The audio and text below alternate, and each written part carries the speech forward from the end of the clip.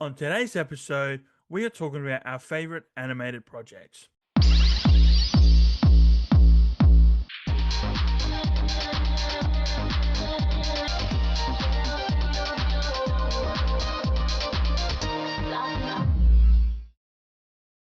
Hey everybody, welcome back to episode 2 of Thought Bubble. Today we're getting into our favorite animated series, our favorite projects. I think we have a couple interesting ones. Mm, We have a couple older ones, a couple of yeah, very iconic ones. Um, and I think we might have a couple hot takes in here as oh, well, for which should be sure, very for sure. I, interesting to I get know to. I've got a I'm, pretty I'm big taking a one. little peek, taking a Yeah. little peek at what we got here. And I'm not too familiar with the ones that you've got on yours. I've watched a couple, but I haven't watched Oh, all of yes, them. some of mine. Yeah, I'm really excited to talk about some of mine, especially one of them, which I'm If you super want to get passionate about. into the first one, if we go chronological order, your show came Yeah, out a lot earlier than mine did. yeah. Um, Um, I will say before we get into it, obviously the big news is the Superman trailer did drop. if we Um, can't tell, this man is very excited yeah, for the I've got Superman the whole movie. thing. The merch The merch just dropped in Australia, so obviously, I had to run to the shops and grab it. I won't talk about it too long, but the trailer was literally perfection. Everything I think I could ever ask for. That'll be a separate thing, but just We to could probably say, do a whole episode, a Superman special, easily, right? easy, Maybe bro. You right, don't right before, right after the movie comes out. right now, Um, right right now. now. Um, Um, but yeah, but I'm super excited for that. Yeah. yeah, I feel like Superman is such a huge part of both of our lives. And Oh, we both have easily. such an interesting story with that character Mm, because he's your favorite character, yeah. but he was also my first superhero of all time and my first favorite superhero before Spider-Man, Yeah. before Batman, before anybody. He was my favorite superhero ever. So he's always had a special place for me. Mm. So I reckon we could have a very interesting episode all about that. Yeah, I would love that's the one that would be coming up. But Yeah. just wanted to put it out there that the trailer looks awesome. I'm repping the merch. So let's get this episode cracking with my first one. First hot take is Earth Mighty's Heroes. Avengers Assemble, whatever you want to call it, but it is Earth Mighty's Heroes. That is easily, uh, I could say, my personal favorite animated project. It's there with the Superman animated series. It's up there. But my hot take is I this is gonna one that's gonna trigger you and a lot of Spidey fans, but I think it is easily the best Marvel animated project they have ever produced. I think it is. I mean, I don't want to take away all the other good Marvel ones, like recently with 97, and I know all the Spidey ones are really good, but I think Earth's Mightiest Heroes, some of them, yeah, not all of them, but some of them, but Earth's Mightiest Heroes for me, I think really captured the essence of the Marvel way. What Stan Lee, Jack Kirby, Steve Ditko really try to push forward with their comic books back in the day, and just every character really felt important to the show. They all had their spotlight episodes. Hulk had one, Thor had one, Cap had one, Iron Man had one, even like Ant-Man and Wasp had one. And just a true kind of Marvel comic show, and actually probably the only time the Avengers have actually liked each other, as it is very common knowledge now they all don't really like each other. They don't really want to be on the same team. Really, besides Steve, who Steve's always pushing for the Avengers to kind of get together and be a group. Mm. None of them like each other, so it was really nice to have um, like the Avengers actually like each other. Yeah. And I have actually not seen the show. So Bro, I what are you haven't talking about, dude? It's so good, man, dude. What are you talking I about? haven't I haven't seen, and now this sounds so stupid, but I literally haven't seen any show besides ones that like have something to do with Spidey. Um, and even all the Spider-Man, I haven't watched all the Spider-Man ones either because I don't give a damn about some of them. But I Mm. know Earth Mightiest Heroes that took place. When did that come out? That was That was just before 2015, or just after the first Avengers. right? Because Spider-Man did show up in that show. Yeah, there was a whole new It was Avengers episode the with ultimate Spidey. version of Spider-Man, I believe. Yeah, Um, it was, and Steve Blum's Wolverine, which is obviously I'm never mm, gonna complain about that. But yeah, Drake Bell's Spidey. yeah, straight. Um, Shows up an interesting Spider-Man. Not, but I see a lot of talk online about it that that Spider-Man show was like, you know, the best of the best, but really it sucks. And I don't know. Yeah. Maybe I'll talk about it in a bit, but that show. Insert whatever swear word you want me to say, but that show is not good at all. That show sucks so bad. Now this might be a hot take, but I think it's actually the worst Spider-Man show to ever been made ever. It's even worse than the 2017 one, which is really bad. But I think, I don't know, but yeah. So I know Drake Bell's Spider-Man is the one who shows up in Earth Mightiest Heroes. Yeah, but then I know Drake Bell's Spidey. And that whole, I mean, because that in that time when the show was coming out, that's when I was getting to comics. I just saw First Avenger. The Avengers movie was just being announced, it was coming out, so I was kind of forced into comics, and that show was around, and I was like, oh, I'll watch this Avengers show, and really all the cast in that show, besides kind of, I guess, Drake Bell's Spidey, but like the Cap, Hulk, Thor, Iron Man, Black Panther, they're all the characters I hear in my head when I'm reading those characters. Excuse me. When I'm reading those characters, so when I'm reading Cap, I'll hear Earth's Mightiest Heroes, Captain America. Like everybody I do else like the Iron Man. Iron Man, Eric Loomis, something like that, is his name. The guy who voices Iron Man. Yeah, his Iron Man's awesome. That's the Iron Man I've always heard whenever Tony shows up in a comic. Yeah, he's his Iron Man. I don't actually know what Iron Man I hear when I read. I think for a lot of characters, I just create my own version of the voice. Like that's how it was with Spidey for a long time, and then it's mainly Christopher Daniel Barnes from the 90s that I hear now. Yeah. But yeah, I like the Iron Man from that show. He's really good. Yeah, I love that. And obviously, can't pronounce this, but Fred Tresco, who's a legend in the voice acting community, voices Hulk, who's voiced Hulk in literally every animated project you can think of. So he's like, for me, he's the Kevin Conroy of Hulk. You know, Kevin Conroy's Batman. He, for me, is the Hulk. And Brian Bloom, who does Captain America, who also does Cap and Rivals, which I do love that Rivals brought him back for Captain America.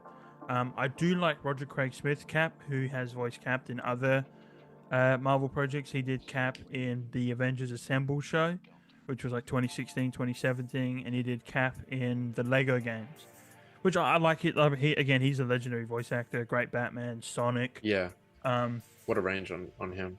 Yeah, so I like his Cap, but that's the big thing for me with that show is that like it have a nostalgic feel to it, but also it's a really good introduction to Marvel Comics because they give a spotlight to each character, so you can kind of go, I was really feeling this Thor episode, let me get more into Thor, or it was really like true to the comics, and they did Secret Invasion, they did New Avengers, they did like, you know, first appearance Avengers with Loki, they did Ultron, Kang, like Hydra and MODOK, and like so many like Marvel comic villains and characters and stories and tropes that I really, really, really enjoyed. And it's just a real shame it was only 2 seasons, not many episodes. I was really pushing it to be like their Clone Wars. It's what I've been saying for a while. Like Clone Wars is like 8 seasons, like 20 episodes each season. Like there was so much to build up on, especially introducing Wolverine being a mutant. There was confirmed that the X-Men were there, so you could have done a whole X-Men thing with them. Spidey being in there was so much you could have done with Spidey. Now, I'll say the Avengers show for Marvel is sort of their big team-up show during that time. And I thought if we compared that to Justice League, which was DC, it came out way before, but if that's sort of their big, hasn't really been a Justice League. I guess Young Justice, but that's not really, I don't know if I'd really count that. If you compared it to Justice League and Justice League, what was it, Unlimited?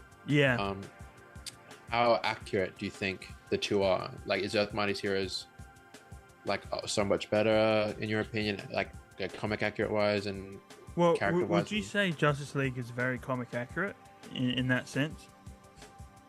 Because if it is, then I would easily say Earth Mightiest Heroes I very think comic accurate. I can't really say which one I like better because I haven't really seen. I've seen like episodes there when it was coming out, but I never sat down Yeah, and watched the whole thing because when I was a kid, the Avengers the never Avengers weren't really, big. Like it they was weren't all really. the X-Men were Yeah, Marvel's team. Like that was their yeah. big I always liked franchise the X Men team. when I was a kid. Like Wolverine was so, I was walking around with those. You'd go to like Big W and you'd buy those like pop out claws, and But even at it was school, like a bro, you would huge put the one. pencils or rulers between Oh, your hands, dude. yeah, yeah. Legendary.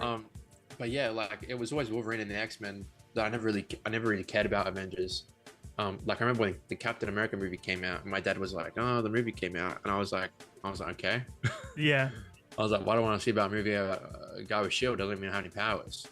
And then obviously I was a kid. When did this movie come out? 2011. 2011 I was was the I first was I Captain don't know. America movie. I was like 9 or something. Yeah. And I didn't know anything about him. And when I learned that he kind of did have powers, for some reason that was what made me interested. Even though I love Batman, he didn't have any powers. Yeah. Like, I don't know why it was a turnoff, but like I never really cared until the movie came out, like Avengers. That's when I sort of went, oh, this is really cool.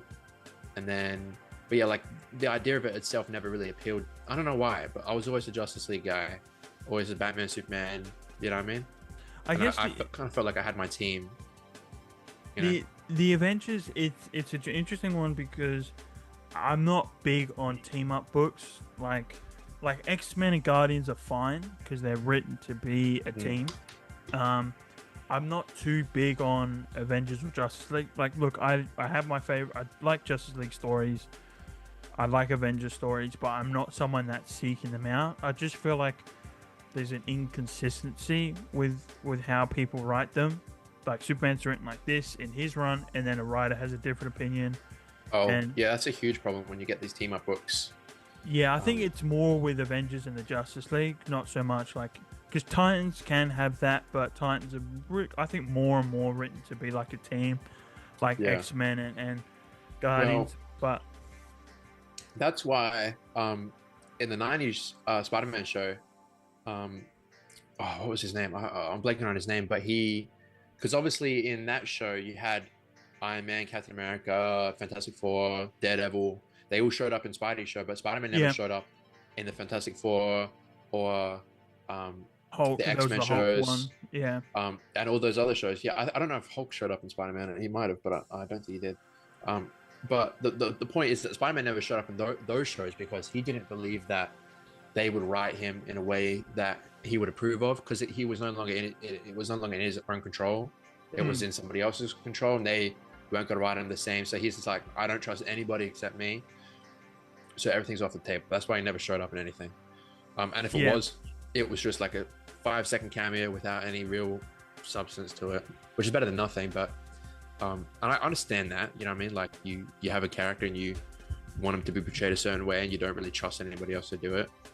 It's not like a comic book where you have 80 years already of people's different takes on the character. You know what I mean? This is your specific take, your creative vision of this specific character. But I felt like that was a bit of a overstep. You know what I mean? Like he would have been so much better if he showing up in the X-Men and Fantastic Four, and I mean, Fantastic Four would have made more sense. Yeah, that would have been really good. Fantastic Four. But yeah, he didn't really show up in that much. But and it was I believe Josh in that Earth's Mightiest Heroes, it was supposed to be Spectacular Spider-Man. That showed up in that, voiced by Josh Keaton. It was supposed to be him, but of course then you had the whole like Sony thing and whatever, and that all got cancelled, and Drake Bell came in, and he is terrible Spider-Man. I hate him so much. It's funny you say that because for years that's the Spidey I heard in my head. I cannot hear Drake Bell's voice doing any of these comics at all. It wasn't maybe until Zeb Spider-Man, but it wasn't until I revisited the 90s series, because I grew up on the 90s Spider-Man series. It wasn't until I went back and watched it and all the nostalgic memory came back, and I was like, okay, this is my Spidey. This is the Spidey I hear when I read him. But that's who I hear. But yeah, it's a shame because they stopped it because obviously Avengers got bigger and bigger and bigger and bigger, being a household name, and so we talked about it on the last episode just how they not only were they syncing comics with the MCU, they were syncing animated shows. Like they did Avengers Assemble, they did the Guardians of the Galaxy show, which was okay. There were some cool bits in it, but the Avengers Assemble, like there are some cool moments in it. It's not as bad as people say it is, but it really has next to nothing on Earth's Mightiest Heroes. And it does really annoy me, and I want to move on, talking about Disney and making decisions, move on to some of the Disney stuff, because I'll hand it over to you, because Friendly Neighborhood was a big hit with them, and then obviously 97 was huge. So I'll let you take over with Friendly Neighborhood. Friendly Neighborhood, Jinx. But Friendly Neighborhood was such a... Like, it was such a surprise. It came out of nowhere. It had all the signs of being... Like, I think at the beginning, everybody was for it, because it was sort of, what was Spider-Man going to be if we could do it all over again, and we could do Oscorp, we could do Doc Ock, we could do all these villains from the beginning, because you didn't really have that. You had, it was obviously Stark and Iron Man and all that kind of stuff, which I don't think is bad at all. Like, I don't really care. I think Homecoming is a really good Spider-Man movie. Far From Home, not so much. If you look at my post at the time, when I posted about it, I said this is the best Spider-Man movie ever made, and I watched it about 3 times in the cinema, solely because of the Mysterio scene. That was so good. It convinced me it was a good movie. Okay, that post is still up. That's the on power of my account, Mysterio, bro. He tricks you, bro. Yeah, that was the true mystery. It tricked you into thinking that movie was good, but no, and the suit looked amazing, of course, Mysterio. But But no, Friendly Neighborhood, and then it looked like it could be a real, like when people learned that it wasn't going to be exactly the same as like the 97 animation, because that was really, really good. It was much more 3D and a bit flat, and like you had some characters that weren't moving in the background or whatever. Yeah. But like when the show actually came out, like I thought it was really, really good. Yeah. Like I loved the whole thing with Norman. I think having him kind of replace Tony and being that mentor, and then setting up for that whole, like, it's such an interesting idea, and having like Lonnie being one of his close friends and stuff like that, and about the Tombstone. It was such an interesting idea, and I think the suits look really good, especially the homemade one. I just liked everything about it, and of course you're going to people are complaining that like, oh, they're going to call it the Oscorp suit and not Future Foundation. Who cares? Shut up. No one really cares. Like, at the end of the, like, who cares? Any real fan will know that it was a Future Foundation suit first. But, like, such a sleeper hit, and not really a sleeper hit, it was more of a surprise, I suppose. Because it looked really good, and then it looked like it might be bad, but then when it came out, it was really good. You know what I mean? Yeah. And then you had, like, Doctor Strange show up, Iron Man, Daredevil... voiced by Charlie Cox, which was really cool. I'm a bit worried about next season though, because you got Gwen Stacy showing up as like Spider-Gwen, Ghost Spider. I think that's really stupid. Yeah. But like, who knows? There was a couple of things that I thought about this show when it was coming out that I didn't like, but then it came out and I was like, okay.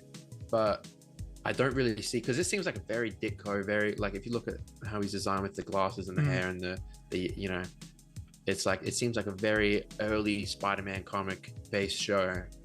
And then you have like Spider-Gwen show up, and it kind of seems like they're going to be doing like the thing that they always seem to do. Yeah. And it's like, I kind of hope it stays away from that. It could be good. We'll have to wait and see, but with everything, but I don't know. Well, I don't know. That's all I have to say about that show. The question I have, it's a bit off topic and excluding the movies, because the movies are, what are your thoughts of all the multiverse Spidey stuff? Like, excluding the movies, because the movies work. Like, just everything else. Yeah, I mean, like the Spider-Verse movie, like Into the Spider-Verse, Across, and No Way Home. Besides those. So, yeah, all the Spidey comics and how they're kind of, that's what they're pushing all the marketing to be, like, all that stuff. Because, like I said, it works for the movies. So, the movies are a bit of a, example, but... Well, I mean, it was first done in the 90s show. Yeah. When you had like the whole Madam Web thing, you had like Dr. Octopus Spider-Man and Armored Spider-Man and like Spider Carnage and all that like wacky stuff. Because like obviously to sell toys, that's what it was done for. but they managed to do it in a way. They always tried to make it interesting when they were doing toy stuff. They always try to make a reason for it. Yeah. But for the most part, I think it's okay. Like Yeah. I've read all the Spider-Verse comics and like Spider-Verse and Spider-Geddon, they're fine. Um, I know they have their haters because Dan Slott was behind most of it, I think. Yeah. But he did the big first event, wasn't it? Yeah. Yeah. And he was writing that was during Superior Spider-Man as well, Mm. which I'm not a huge fan of Superior Spider-Man. I think the concept of it is as an idea is totally cool, but like having it as a main like focal point in 616, I'm not huge on. But I think for the most part, the way they set up Spider-Verse, the first one, with Superior getting stuck in 2099, and then he's making a way to get out, and then he like gets back home, and like he finds Spider-Man dead, and then he's like, okay, this is obviously going to the wrong one, and he goes to another universe, and that Spider-Man's dead, and then he keeps finding dead Spider-Man, and then it sets up. That was really, really cool. Yeah. Like that, you're getting like goosebumps. It was such a cool way to like showcase. It kind of like you weren't really expecting it, just reading it as a whole, and it's just like it sets up this huge thing. And the moment where Superior is talking to what he thought was a version of himself from the past, so like Peter from the past, and he was like, they were arguing, but really it was Peter from the future who had gotten control back of his body. But Doc Ock couldn't see a future where he lost, so he just assumed it was from the past, and that's why Doc Ock didn't want to beat the shit, like kill him, because then he's like, if I kill him, then I kill myself. And Spider-Man just punched him right in the face because he did not, he did not give a shit at all. He's like, I know this is gonna hurt, but I gotta do it, and he just punched him in the face. And you have like Spider-Noir going out like an absolute champ when he like shot the grenade, and it didn't even do anything. But like you have a lot of really cool moments in those comics that I think make up for it. Like it can be really messy, and like a lot of the decisions don't make a lot of sense, but I think the small moments and like cool character bits that you get from all these interactions make it, I'd say you definitely give it a read. Like go out and buy it for sure. Don't skip it. I'd say I'd definitely say give it a read. I enjoyed it quite a bit, and I have gone back to it every now and then because it is very fun. It's very fun just to read it and see these characters. But like the one thing that they did when they killed Mayday's dad from the Spider-Girl comics. Oh yeah. I will find you. I will find you. That was not cool. That was not cool. Because that was, I think, the reason I asked that, because obviously I was very interested, but also I think a worry that a lot of people had with Friendly Neighborhood going back to animated projects is that it was going to be very MCU-fi. Because initially it was supposed to be canon. Like, it was supposed to be canon to Tom Holland, but then they changed it. So people were worried that it was going to be back to Stark Tech and all that stuff, and kind of, and like you said with Spider-Gwen, people were a bit worried about it. So, but it seems like I watched the first few episodes. I haven't seen it all, but I have enjoyed what I watched. But I think it was just I guess you Spidey fans, it was just really nice to have something back to the source material in a way, and even though like it's Norman, it's still a Spider-Man originated character, and it keeping it within all Spidey, Rogue, and side characters and things like that. Yeah. We'll just have to wait and see, I guess, how it turns out. But judging by the first season, they've got my trust. Yeah. And like the Gwen Stacy casual version, she looks great.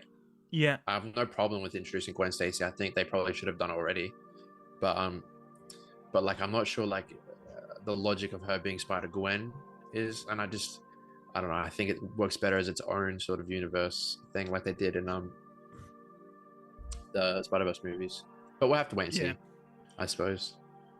I will say, speaking of season 2, I am begging for X-Men 97 season 2, because that was genuinely Earth Mightiest Hero is the best, but in terms of the last few years, the last 20 years, no, maybe not 20 years, probably since Earth Mightiest Heroes, easily the best animated thing we got was X-Men 97. That show was so good, and I know for me there was a huge worry of it being oh, it's just got to be a nostalgia ride. Like, remember this from season Yeah. 3, or remember this, or oh, look, Wolverine popping his claws. Like, how cool is that? But it was really good to see him do a brand new story, put them in all different positions. Um, it really felt like a thing like this is what the X-Men's about. Like, we're back. Like, X-Men are back, and this is how we're taking it. Obviously, for me, the big focus point for me was Wolverine. I really liked Wolverine. There's a cool story with that. When they were casting everyone, they actually did ask Steve Blum to come back, and he was like, no, I didn't do the voice back in 97.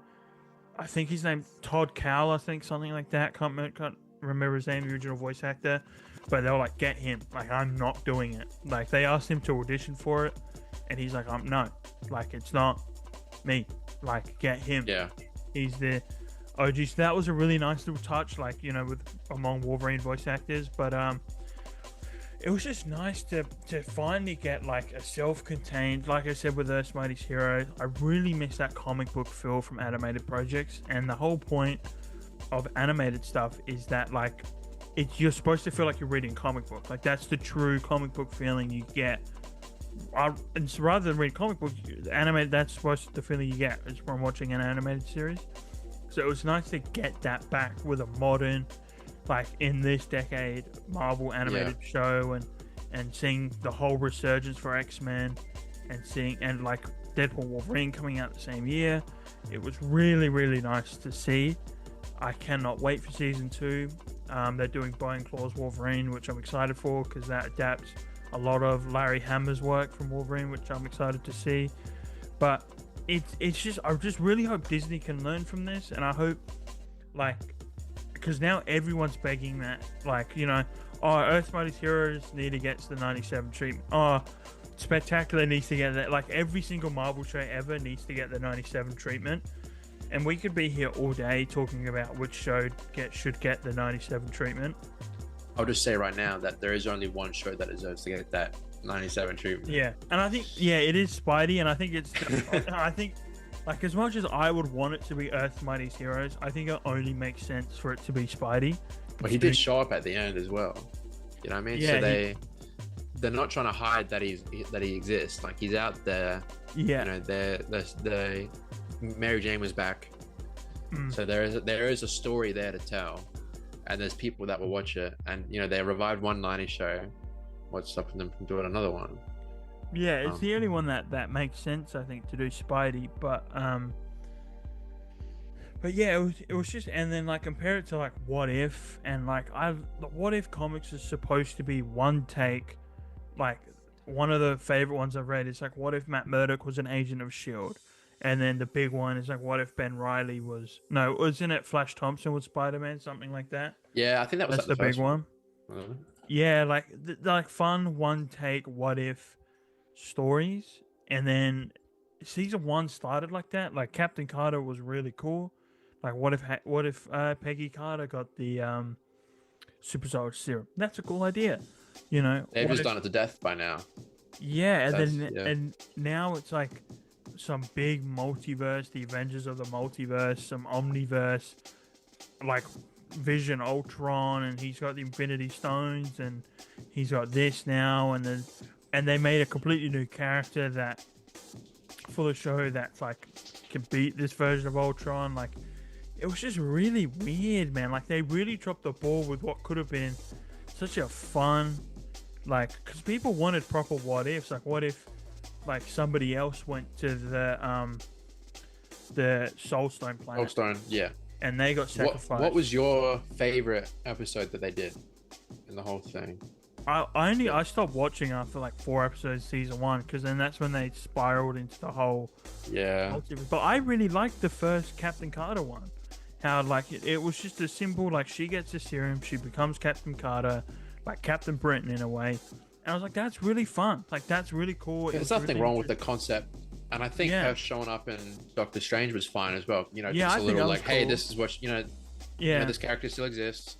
Nothing wrong with that. But then they've just just too much, man. It's just too much. I know now she's like the leader of the multiverse, and like all the memes are coming out that she's gonna come in Doomsday and beat Doctor Doom, and they've really it's really annoying. But I really hope Marvel learned from Friendly Neighborhood and 97 that to do true adaptations of these characters, true comic book adaptations, and that not everything has to be linked to the MCU. Like I saw people going, "Oh, what if X-Men 97 is the MCU X-Men and they just put them into live action?" I'm like, no, like leave it alone. Like just let the X-Men have a self-contained story.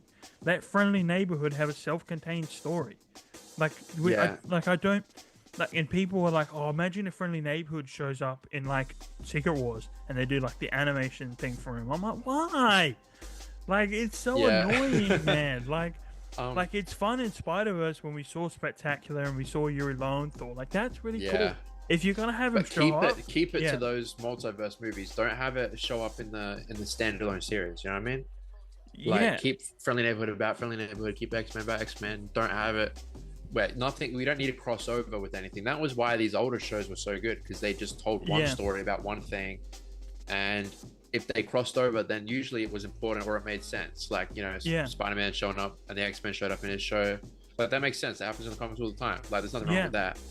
And they did the Spider-Verse stuff really well. So it's like, you know, only do it when you need to and when it makes sense. You don't need to overdo it, because that's when people start to get bored of the whole topic. You know what I mean? Yeah, and it's I feel like it opens the door for lazy writing, like very lazy writing, because it's just kind of like, oh, we've written ourselves in the corner. That's all right. Just this person from this universe comes in and beats everyone, or they just escape to this universe, or it's just poorly written, and then they're relying on, oh, look at this, it's this character from this animated show. Do you guys remember? Like, you know, because when someone died back then, it used to mean something. You know what I mean? Like, you know, you never thought you'd see Chris Evans again in a Marvel project, and then you know, he shows up as Human Torch again, which is like fine, whatever.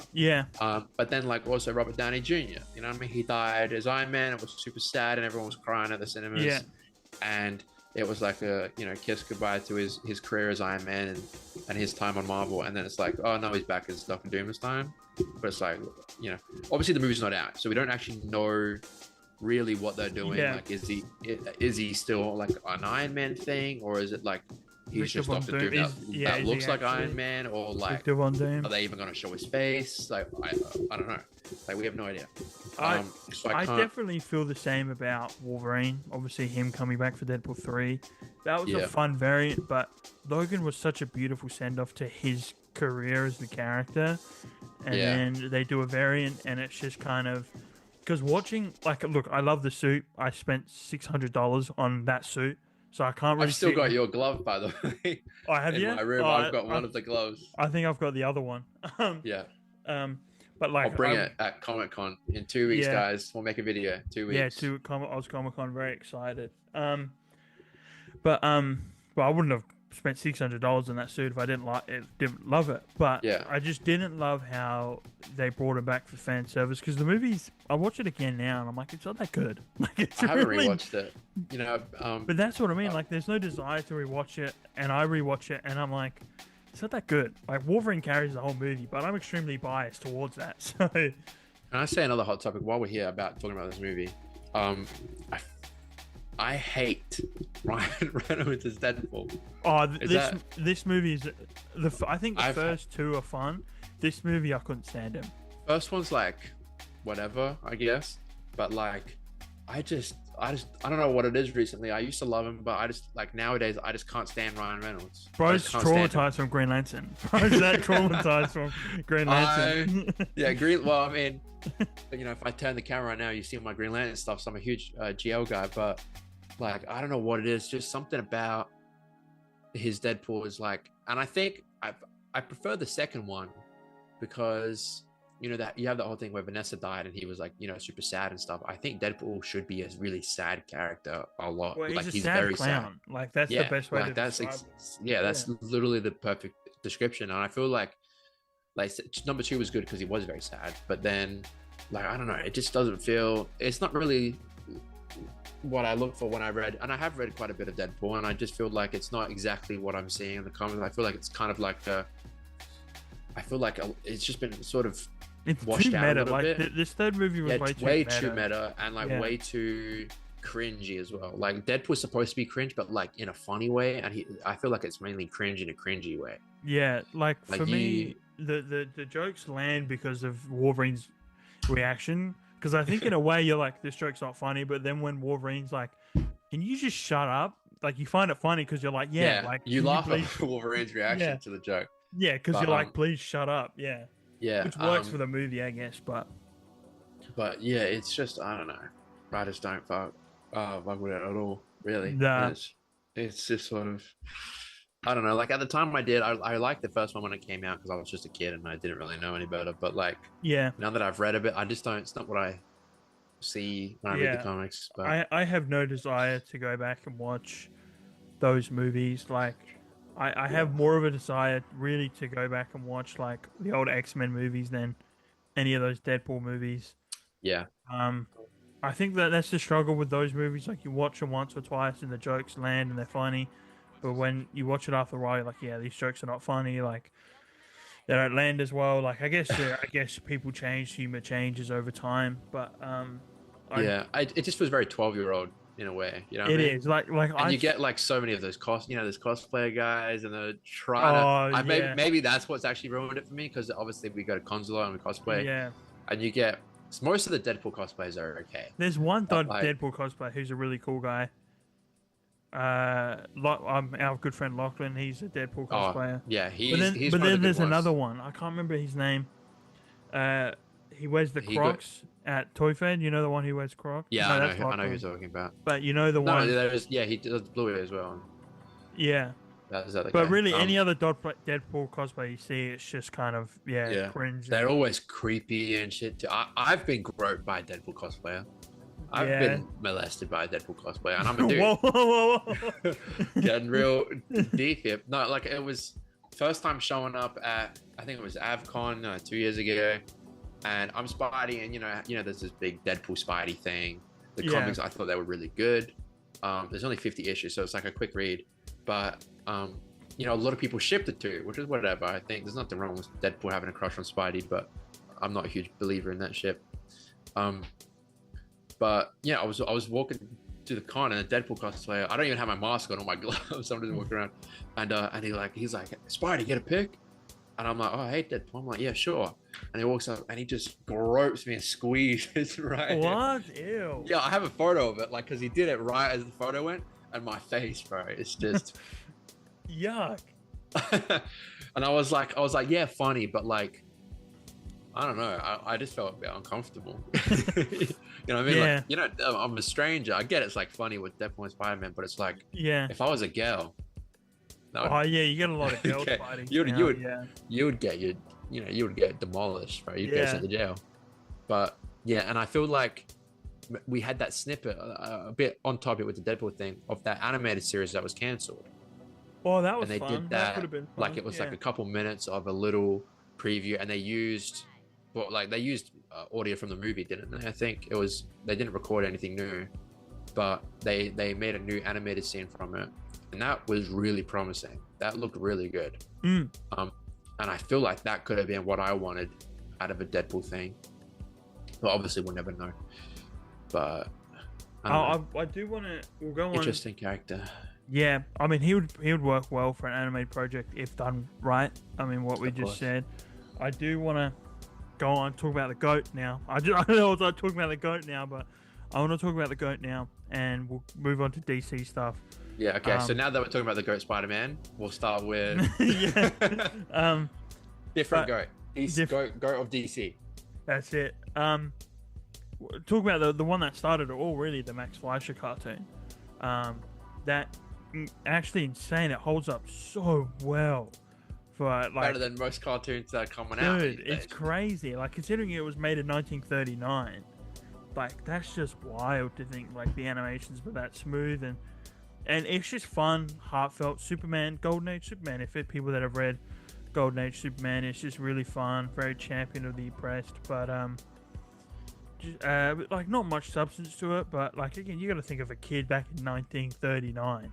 Yeah, You know what I mean? that's Like before World War II. yeah, like they're not looking for like super meta, like deep thought, comic book characters. They're just like, I want to see Superman fight a robot. I want to see him fight an evil scientist. Yeah. Plus, I feel like the shows back then really were, like kids. You know what I mean? Like, yeah, adults definitely did watch them. Of course, you had a lot of adults watching them, but I feel like they were definitely like, that. It was still definitely in the cartoons of the kids thing back then. You know what I mean? But even when I was a kid, I found the Fleischer cartoons. It was at like Cheapest Chips, and they had those DVD kind of like $2 for a DVD, and they just had disc and disc, and it's usually like crap you've never even like seen or heard of before. Yeah. And they had a collection of like, I don't know, first 12 episodes or something, or maybe it was only even 2 episodes, but like it was like a DVD, and I had a couple episodes on it, and I was maybe like 4 or 5 or 6. But like I put that on, I remember there was some robots in it. I remember he punched a laser. Yeah, he the was laser. Jumping. He was jumping around. The laser one, yeah. And it was just like so amazingly animated. Yeah. Like I will go back and just when I feel like watching something that's like, I can't really name a show that has better animation. No, it's actually crazy to think there really isn't one. Like even when you look at now, like 97 or like those type of shows, you're like, damn, like it really doesn't hold anything to. Yeah, and that was just how they were back then. You look at the old like Disney stuff too, like back then when they were at their peak. You know what I mean? Like you can't really get any better than that. Well, Max Fleischer ended up working for Disney after that. Oh, well, there you go. He did that show that actually got Oscar nominated for Best Animation, and then he went and got hired by Disney and helped them produce like Snow White and. Well, there you go. Then it makes sense. Like so, really, like that show really kind of has a huge impact on animation in general, not so much. Yeah, nothing would be the same without that show. Yeah, like because obviously we wouldn't have gotten Snow White or anything like that. Yeah. But I feel like it was still back then. It was still a very kid thing, but you still had so many adults, tuning in for it. Because like who doesn't really like Superman? Everybody loves Superman. Like everyone's grandparents like Superman because he was around back then. James Gunn's gonna save us, bro. James Gunn. Yeah, James Gunn, please. Yeah, please, James. I mean, I think he already has with the trailer, but I mean, he already saved us when he made Guardians of the Galaxy. You know what I mean? Like when that movie came out, I was like, this guy's goated. This guy knows what he's doing. I didn't give a damn about Guardians of the Galaxy until this guy. Yeah, nobody knew. Like, there's so many interesting podcasts when he got approached to do that, and everyone was like Guardians of who? Like, who's gonna do? And so there was a huge risk doing that movie. And then he did the Suicide Squad, which was awesome. Might be my favorite movie of his. The Suicide Squad, yeah. Currently, until 2 months that throne might be taken. And Peacemaker's amazing. I can't wait for season 2. Yeah, that's going to be really fun. Green Lantern. Oh, Guy Gardner, yeah. I will say the aura he has in the trailer when he like flicks off the tanks. Oh, dude. Oh, yeah. Have you seen so much discourse online about? Oh, constructs. That's not how they work. Yeah, I've seen that, bro. They have so many people were shutting them down. From the ring. It's like the only thing that's better emit from my ring is a fist punch from the face, you idiot. Like be for real. Like you can pick up a comic. I could pick up a random page right now, and there'll be a construct that doesn't have a thing leading back into the ring. Like you don't need it. Who cares? Who cares? Gives a shit about that. This is like a Superman movie, bro. Like, it's the smallest thing to care about at all. Like, it does not matter, but it looks really good. Crazy. Like, it looks, I can't wait to see the other constructs in the movie. Oh, that would be really cool. Yeah, I will say I don't want to get your hopes up. I have seen a slight rumor. Take it with a grain of salt that Hal Jordan shows up at some point. I've seen it from like not in his Green Lantern suit, but maybe at the end that. He's meeting up with. I don't believe it, buddy. I don't believe it. I've seen something. I've seen some discourse that Hal Jordan shows up. I'll believe it when I see it, but no, because that will be. You don't want to be sitting next to me when that happens. Yeah. I'm just gonna start throwing punches at people. I'm gonna start attacking people. People are gonna die. Okay. I think it kind of makes sense for Hal to show up. Maybe at the end, like he kind of comes to the guy and he goes, "Hey, look, we've got this mission." Maybe that creates some hype for season 1. I mean, I would love that to happen, of course, because I'm a huge Green Lantern guy. But I also feel like, and I've seen this sentiment shared online, but it's like there are so many people in this movie. Yeah, Like, I've seen that, but I love it when uh, people go, "There are so many characters," and they're like, "Lois Lane." I'm like, "What are you talking about?" Like, you can't, that's essential. You can't. That's not what I've we're talking about. I've Yeah. seen people go like too many characters, and they go Lois Lane, Perry White, Jimmy What do you Olsen. I'm mean like, too "What? What are many? you? Those are the What? people that are supposed to be in it. Like, You want Superman to be unemployed, no family? Like, what are you talking about?" um, but no, like, and now like Supergirl's in the movie as well, and people think that she might be the Yeah, Hammer of Bravia in the suit, yeah, because that's an that's an original interesting. character, and I've seen people Yeah, say like, oh, he's that the Hammer is picking up Superman, and it's got laser vision, and they're like, oh, it could be Kara in there, and like Lex has brainwashed her, and it's like Superman breaks it out. I've seen something like that. I don't know how I feel about it. It's different, but if it, she's it in it, she has to show up somehow, I suppose. yeah. For me, it wouldn't make sense if they're doing the Woman of Tomorrow story because she's like way deep in space. Yeah, And people have got to, and this is a kind of good segue to talk about the next DC project. But I think Superman is heavily nerfed in this movie. I think people are like, "Oh, Superman needs to like win every fight," and I think no, because James Gunn did say take a lot of inspiration from the animated series, the Superman he gets animated molly series. whooped. Yeah, like in that show, like Superman Every gets his ass episode. beaten a lot. Every In that- episode. literally, like, which makes like the character interesting and unique. Like, nobody wants to see a character that wins all the time. Like physically. Yeah, And, because that is when you get boring, and you wouldn't understand this because you are a Superman guy, but you see a lot of, and this didn't used to be me, but I used to kind of be leaning towards it, where it's like a lot of people online say like, oh, he's the strongest guy ever, so like like he's not interesting anymore because like he can beat everybody and do everything, and those people have not read any comic books. That's why the they're amount of saying online that, 'cause wars they I used to don't get, bro. they fighting with don't those people. know. I kind of have to go like just ignore them. They don't understand. You know what I mean? Yeah. But I mean, you look at the animated series, and I've watched Superman the animated series, but I've mainly watched the Justice League one, and it's the same character in both. Yeah. So obviously there are quite a couple similarities, but I feel like he's getting his ass whooped all the time. Yeah, like Like just giant lasers, robots, like Toy yeah, Man. yeah, lasers. Like Yeah. he'll get shocked with an electric baton and go flying. Yeah, you know what I mean? yeah. Or he'll get punched and knocked into a wall and stay down for 10 seconds. It's like a Toy Man robot beats the crap out of him, and yeah, and but like, I kind of when he fights Lobo, he gets his ass handed to him by Lobo. So is that when he's in space and he's got that suit on? yeah, it's like Yeah. there's like the first one when Lobo comes to Earth, and then the second one is when they go into Yeah, yeah. space. I will say for me personally, out of all just Superman media, like film, TV show, and animation, that series is the pinnacle of Superman. Like, it's just everything the character is. Tim Daly is the Superman voice I hear when I read Superman. I think that whole cast, like that Lois Lane, that Jimmy Olsen, that Lobo, obviously Kevin Conroy. There's the really fun World's Finest episodes in that one. Obviously Kevin Conroy's goated. My favorite quote from that show is when they're talking and Clark goes, Lois Lane, she wants Superman but wants to date Bruce Wayne. I think that's like a really fun type of thing. That's in the like the Superman two-parter. Yeah, right? when Joker goes to Metropolis. That might be. Now, hear me out on this. This might be like my favorite 2 episodes of a DC show ever. Oh, I think it is for me. I always go back all the time, just watch those 2 episodes. I believe we've watched it together as well. Yeah, when we're chilling in the comic cave. Yeah, we always. I think we put it on. I think we put it on at least once. Yeah.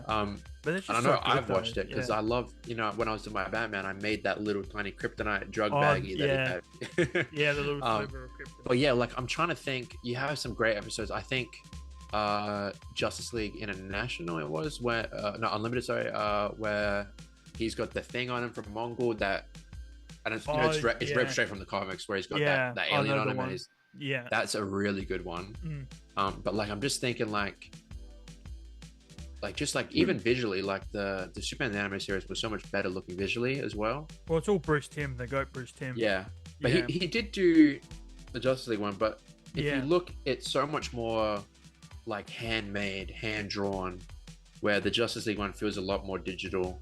I think the Justice League one looks a lot more plain. I think the Superman and Batman one really had a bit of shadow and a bit of life to it. And I'm just absolutely obsessed with the way Metropolis looks in that show. Like that for me Metropolis.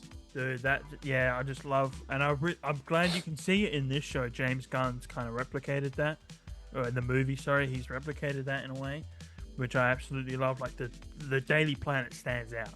Like in the city when you see it, it really stands out. It's not just a building with Daily Planet from the Snyder one, yeah. But like, yeah, it stands out, which is great. Underrated episode from that show is the finale of it with Darkseid. And Superman goes to Apocalypse, and the police general dies, like, because Apocalypse is kind of taken over the city, and the police general dies, and Superman's like standing on his grave, and he goes, I'm just a man, but you were Superman. Like, he has this really heartfelt moment of like, this police officer actually was the real hero, not me. I'm lucky to have these powers. I'm grateful that nothing on Earth can really kill me. But you know, he had no powers, you know, but he still stood up to Apocalypse and still, you know, believed in justice and truth and a better tomorrow. And so that's one of my favorite episodes. But I think ultimately it's the Superman, Batman World's Finest ones that easily take the throne there. Yeah, just the storytelling and that moment where Batman, remember, he's chilling across the roof, like the city, and he's got the because Clark cheats because he uses his X-ray vision. He's like, you're Bruce Wayne, and Batman's like, I know who you are, Clark Kent. Yeah. But it just set up everything, and it's such a it just treats the characters so much like with so much respect, and it's such just a good story in general. Like, you know, it's classic. It's what you want with a Superman and Batman story. Yeah, it's got something for everybody in it. It would be really fun if James Gunn just adapts that for a World's Finest. Oh, that would be really cool. He just adapts that 2-episode. I'm still so curious as to what DCU Batman's going to be like. Yeah, I think have no idea. My little theory for the movie is, end credit scene. I said this ages ago. My ideal end credit scene is that Clark's at the planet, and Perry goes, "You have a new task. I need you to go interview Bruce Wayne." And then Clark has a little smirk, kind of hinting that they've already kind of established a World's Finest in a way. And that the next time you see Superman, isn't Superman and Batman. That would be really cool. Just imagine the screams in the cinema, bro. Yeah, from us. I was thinking, but also what would be a cool aura one is if like Superman's in a city, he's flying and he's floating and he's talking to someone. The camera just pans out and you just see the back of Batman's cowl. And it just cuts, and I was like, "Oh, he's talking like maybe he goes to like I need your help on something, or like I found something in Metropolis, I need your help." Yeah, because I like recently with Batman, they've already introduced him through the Creature Commandos. Yeah, show. In the rooftop thing. Yeah, he's looking down. But I love the mystery of like who is Batman, like who on earth is Batman. Like I love that because that's really a mystery thing in the comics. Is like. I guess so the whole point of secret identity, but I like it when some of the Justice League members don't know who Batman is, and they're like, "Who is Batman?" They're like, "Who is this who is guy? This random ass guy? Yeah, billionaire, no powers. Like, who is he? What's he doing here?" So it's kind of cool that the aura they've already built up for Batman already. Yeah. But yeah, keeping it back on track. I mean, speaking of Batman and aura, we got to talk about the animated series. Batman. Don't get me started. Those two words are synonymous, bro. Batman and the animated series and aura, like they mean the same thing. Would that be the same? Because how I put Superman animated series, is that for you for Batman? Like out of all media, like that show is peak Batman. There's only like maybe one, or like I'm thinking two, but like one really bad thing, and it's not even in the show itself. And if you've watched the show and read all the comic tie-ins, then you know what I'm talking about. But it's the that Barbara gets pregnant from Bruce in that show and they have a relationship. Oh, I didn't know about that. Oh, wow. Okay. Well, like it's done in one of those like the adventure continues comics. Oh, yeah. But like the whole idea is that Barbara says like, "Oh, Bruce, you know, I'm pregnant." And then Bruce is like, I'll congratulate Dick for you. And then she's like, "He's only been back for 2 weeks. I'm 9 weeks pregnant." And then he just stares at her. So it's like obviously his baby. And it's like, that's just so fucking gross. Yeah. Like that is disgusting. And it was that's what made the Killing Joke cartoon really bad, was that whole Barbara the and Bruce rooftop thing. Like, yeah, that was like great. you didn't need to add that at all. Yeah, that's Like you out should of have just order. done like a 30-minute mini comic. It adds movie, nothing like to mini the short. movie. Like It makes adds, it literally makes it worse. Like Yeah, it makes like it a bad movie. like it adds nothing to the story. It wasn't like, oh, like it creates an affectionate side and it has an impact. Yeah. Like it adds nothing to like Barbara's Yeah, story. it adds nothing. It makes everything worse. The only time that I could say that relationship has maybe ever kind of worked is in the Lego Batman movie. Oh yeah. Because like they're shown to be the same age, and like Yeah. it's only gross because first of all, it's like your best friend's daughter. So Yeah. like you should kind of see her like your own daughter. And also the fact that like for the most part Jim and Batman are like old guys, they're not young. Like Bruce isn't 20, he's like usually 30-40, Yeah. and like Jim's like 50-60. So like the age gap between Bruce and Barbara is insane, and it's like, why would you even? But there's nothing wrong with Batgirl having a crush on Batman. Like who doesn't? I have a crush on Batman. Like he's rich, he's handsome. Yeah. He's like what? He's the best in literally everything in the entire world. Like who wouldn't be attracted to this guy? Yeah. So it's like it's totally normal, but like Batman should not reciprocate that crush at all. Like that's where it crosses the line. But that's in the comic time, so you can just completely ignore that, and it doesn't really change much. And then you do have, oh, I forgot the other thing, but like, oh yeah, there was like the whole Red Hood thing. That was another comic thing. I did exist, that. and they just kind of, because I did read the comics, but then I kind of just gave up at some point. But yeah, you can kind of just ignore that and just watch the show. The first part is really good, like the Batman the Animated Series one, where it's just the normal version, and then they do like the revamp where it's the Adventures of Batman and Robin, and they kind of give an update. They update the suits. I think Batman looks better in the new the Adventures of Batman and Robin, because the original series he has the yellow and black. Yeah, and he's got like the blue cape like on the inside, and then in the new Adventures it's like he's got like the normal kind of standard logo you think of. Yeah, which kind of makes sense, like he's crossing the gaps. But I think Batman looks better, but every other character looks way worse. Yeah, like Joker looks worse, everybody looks worse. Bane looked really weird as well, I think, in that show. Yeah, which is crazy because all those in the original they all had peak designs. Yeah, but I think for the most part it's not that much of a downgrade where you like stop watching the show. Like you still have some really good storytelling, really good animation. So it's not enough to drop the show. It's just kind of like I wish they didn't do that. But for the most part, yeah, that show is like you can't even begin. Like there's I don't know if you've seen it, but there is another podcast where they exclusively go through episodes and they are funny, and it is one of the best ways to, if you've already seen that show, go back and rewatch it, and they just kind of do their own little thing, but it's hilarious. Batman the Animated Series podcast. Yeah, I used to watch that show when I was doing my assignments, when I was just sitting around, like going to sleep, put it on, because it's a very calming show. You know what I mean? It is, yeah. It's got the vibes. You just put it on, you watch it. You know, it puts you in a good mood. Just the way Gotham looks, and like I think I like it how obviously a big thing with Batman nowadays is what voice he puts on. I like he's very calm and collected. Like this guy knows what he's doing. He's kind of, and you can tell in his voice when he, like this just shows how good Kevin Conroy is with the character, but kind of when he's with a villain, he's not like angry at them. He's like, he wants to help them. He knows they're trouble. They're not necessarily, besides the Joker, they're not necessarily evil. They've just had a really bad day or life, and then they've just really frustrating their anger out on innocent civilians. And Batman knows that, because Batman in a way is the same in a way. Like he has that anger kind of deep down, but he's just trying to help other people not become him. I will say in the Adventures of Batman and Robin, the only episodes I've seen from it is the Bane ones. Is when Superman and Batman swap costumes and they fight each other, and then Batman, that was a good episode. Superman like beats the living hell out of Bane. And I was just thinking it would be kind of fun if they do that with David Corenswet and whoever. That would be a really fun thing. Like I would like it if they kept that sort of, they're supposed to look like each other. Yeah. So if they picked an actor that you could kind of pass off, I think that would be a cool thing to do. Because they did it in Brave and the Bold as well, which was really fun. But yeah, I think that's. I've seen like a handful of episodes. I think it's still on Netflix. I don't know if it's.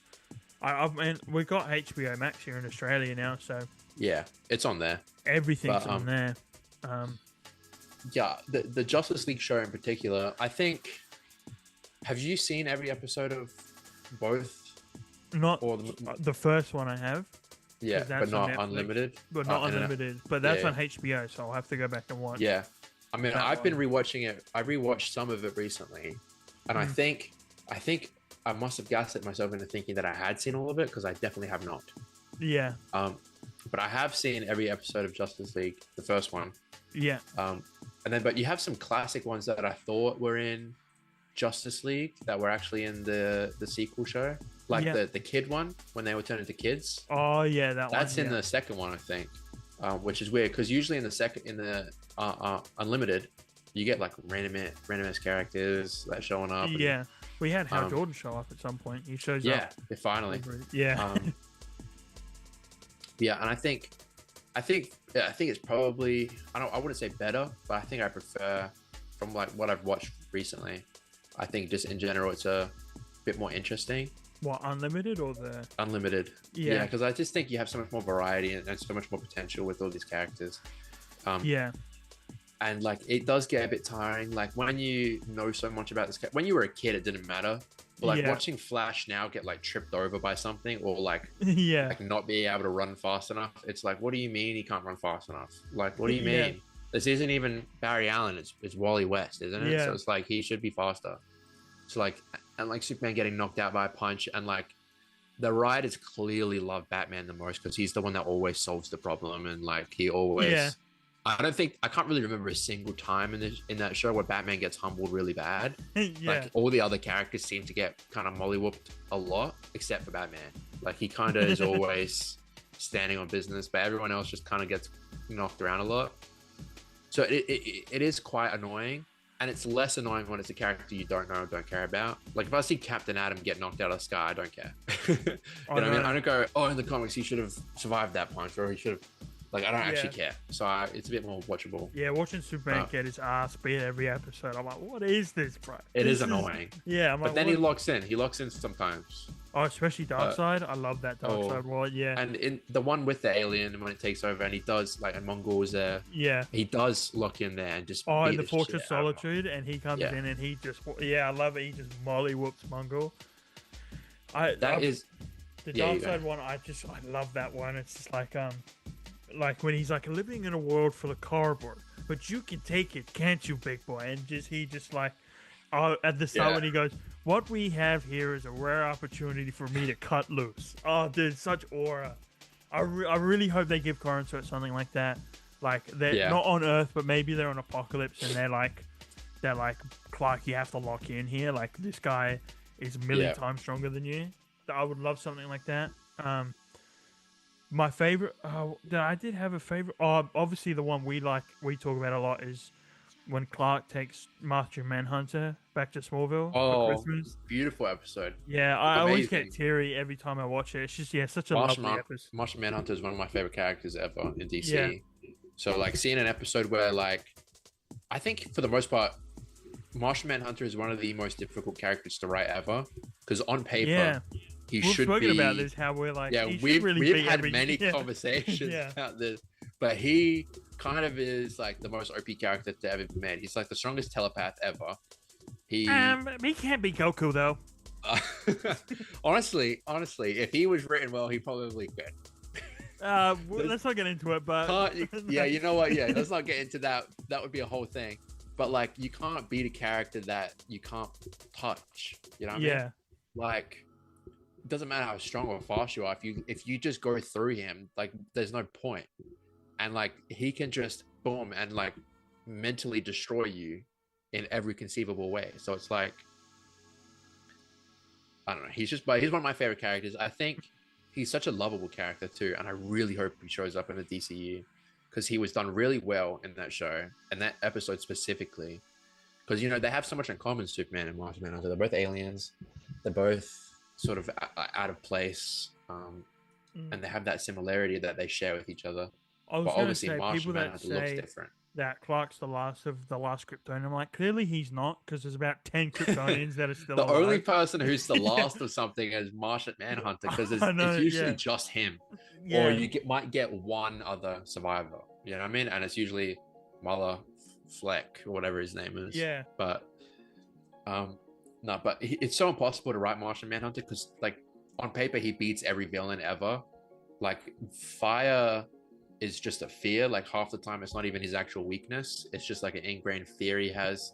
Like, he had that solo run where he was a cop back on Mars, and then like the planet died to a virus and whatnot. And then you have the one where a scientist like teleports him and everyone's dead. But it's like he's especially in Justice League, he is so weak all the time. Like, it's the same with all the other characters. He just gets to be too much. And in the movies as well, like the animated ones, like, as a Superman, he just gets whacked into a gas station and he explodes and he's out of the fight. Yeah. But it's like, I don't know. I really hope he shows up in the DCU and shows up and does his thing. You know, he loves Oreos. He loves eating James chocolate. kind of hinted that the Oreos are in the movie. So Oh yeah. that would be really a cool great. Little thing. I don't know. I kind of hope they do the like New 52 Rebirth design for him. Yeah, I think most likely. I think. Yeah, I think it would fit a bit more. But I think those two characters should share a lot. You know what I mean? Superman and Martian Manhunter. And hopeful that they keep Martha and John alive. They do that fun little Christmas thing. That would be such a fun little just end credit, like just a fun end credit. Oh, scene. that would be a great end credit scene. Yeah, just them minutes. sitting there sharing presents. That would be really cool. They do the Santa thing when like Martha's like, we had to wrap all his presents to hide them from him, and Superman's like, you mean Santa wrapped? You mean Santa wrapped them? And I love how John just looks at him like, this guy's serious, bro. Like, I mean, why wouldn't you believe Santa's real? I know. Like, well, you have real little, in the DC, yeah. I mean, he messes with Darkseid every year, doesn't he? Like, putting Yeah. coal in his thing. But it's like, so I don't know if the thing is, what always gets me with these Christmas movies where Santa exists and the parents like don't believe in Christmas anymore. It's like, what do you mean you don't believe in Christmas? Santa is real.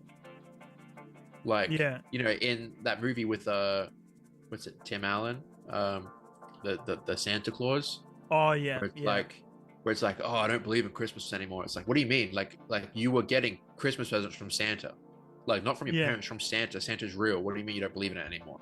Yeah. Like, so like I like in the DC universe, like sometimes he's real, like he's a real character, but then like parents still give gifts from Santa from them instead.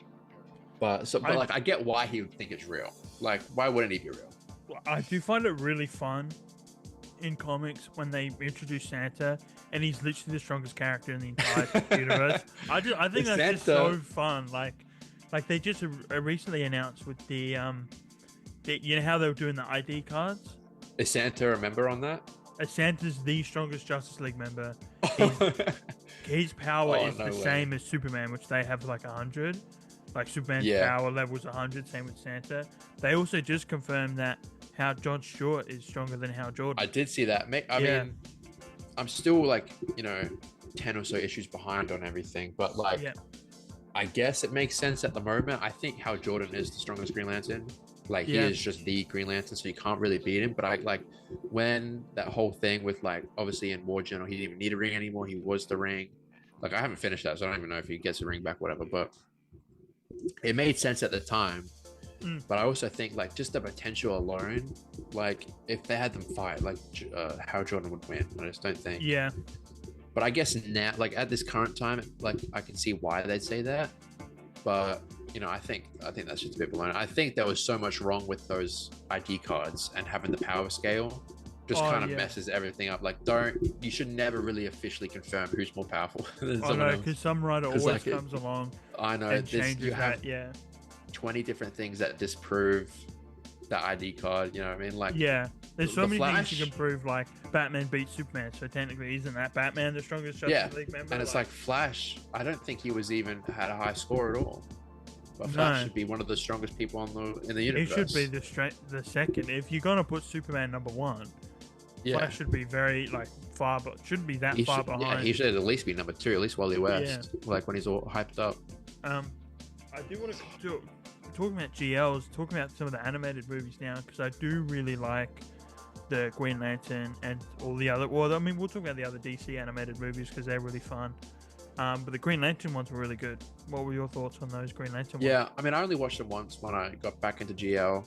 But the first one, I think you have First Flight and then you have Emerald Knights. Yeah, Emerald Knights. They kind of, I think like when I watched it, I was under the impression that they were like it was a sequel, but I don't think it actually is. I don't think so from my memory. Yeah, no, but you can kind of view it as a sequel. You know what I mean? Like one, it's Hal Jordan's origin, and one's like way deep into it, and you have Aricia, or however we were saying name the miner that Hal falls in love with. Oh no. Which I think her as a character is fine. Like, have her show up, but like, just don't have any of that weird stuff. Don't need to do that. Yeah, you don't need to do that. Yeah. She was fine in the movie. I think First Flight was a lot better. But I think really solid. That's what the movie should have been. Just a 1-to-1. If they just did exactly that, you would have had the best movie ever made.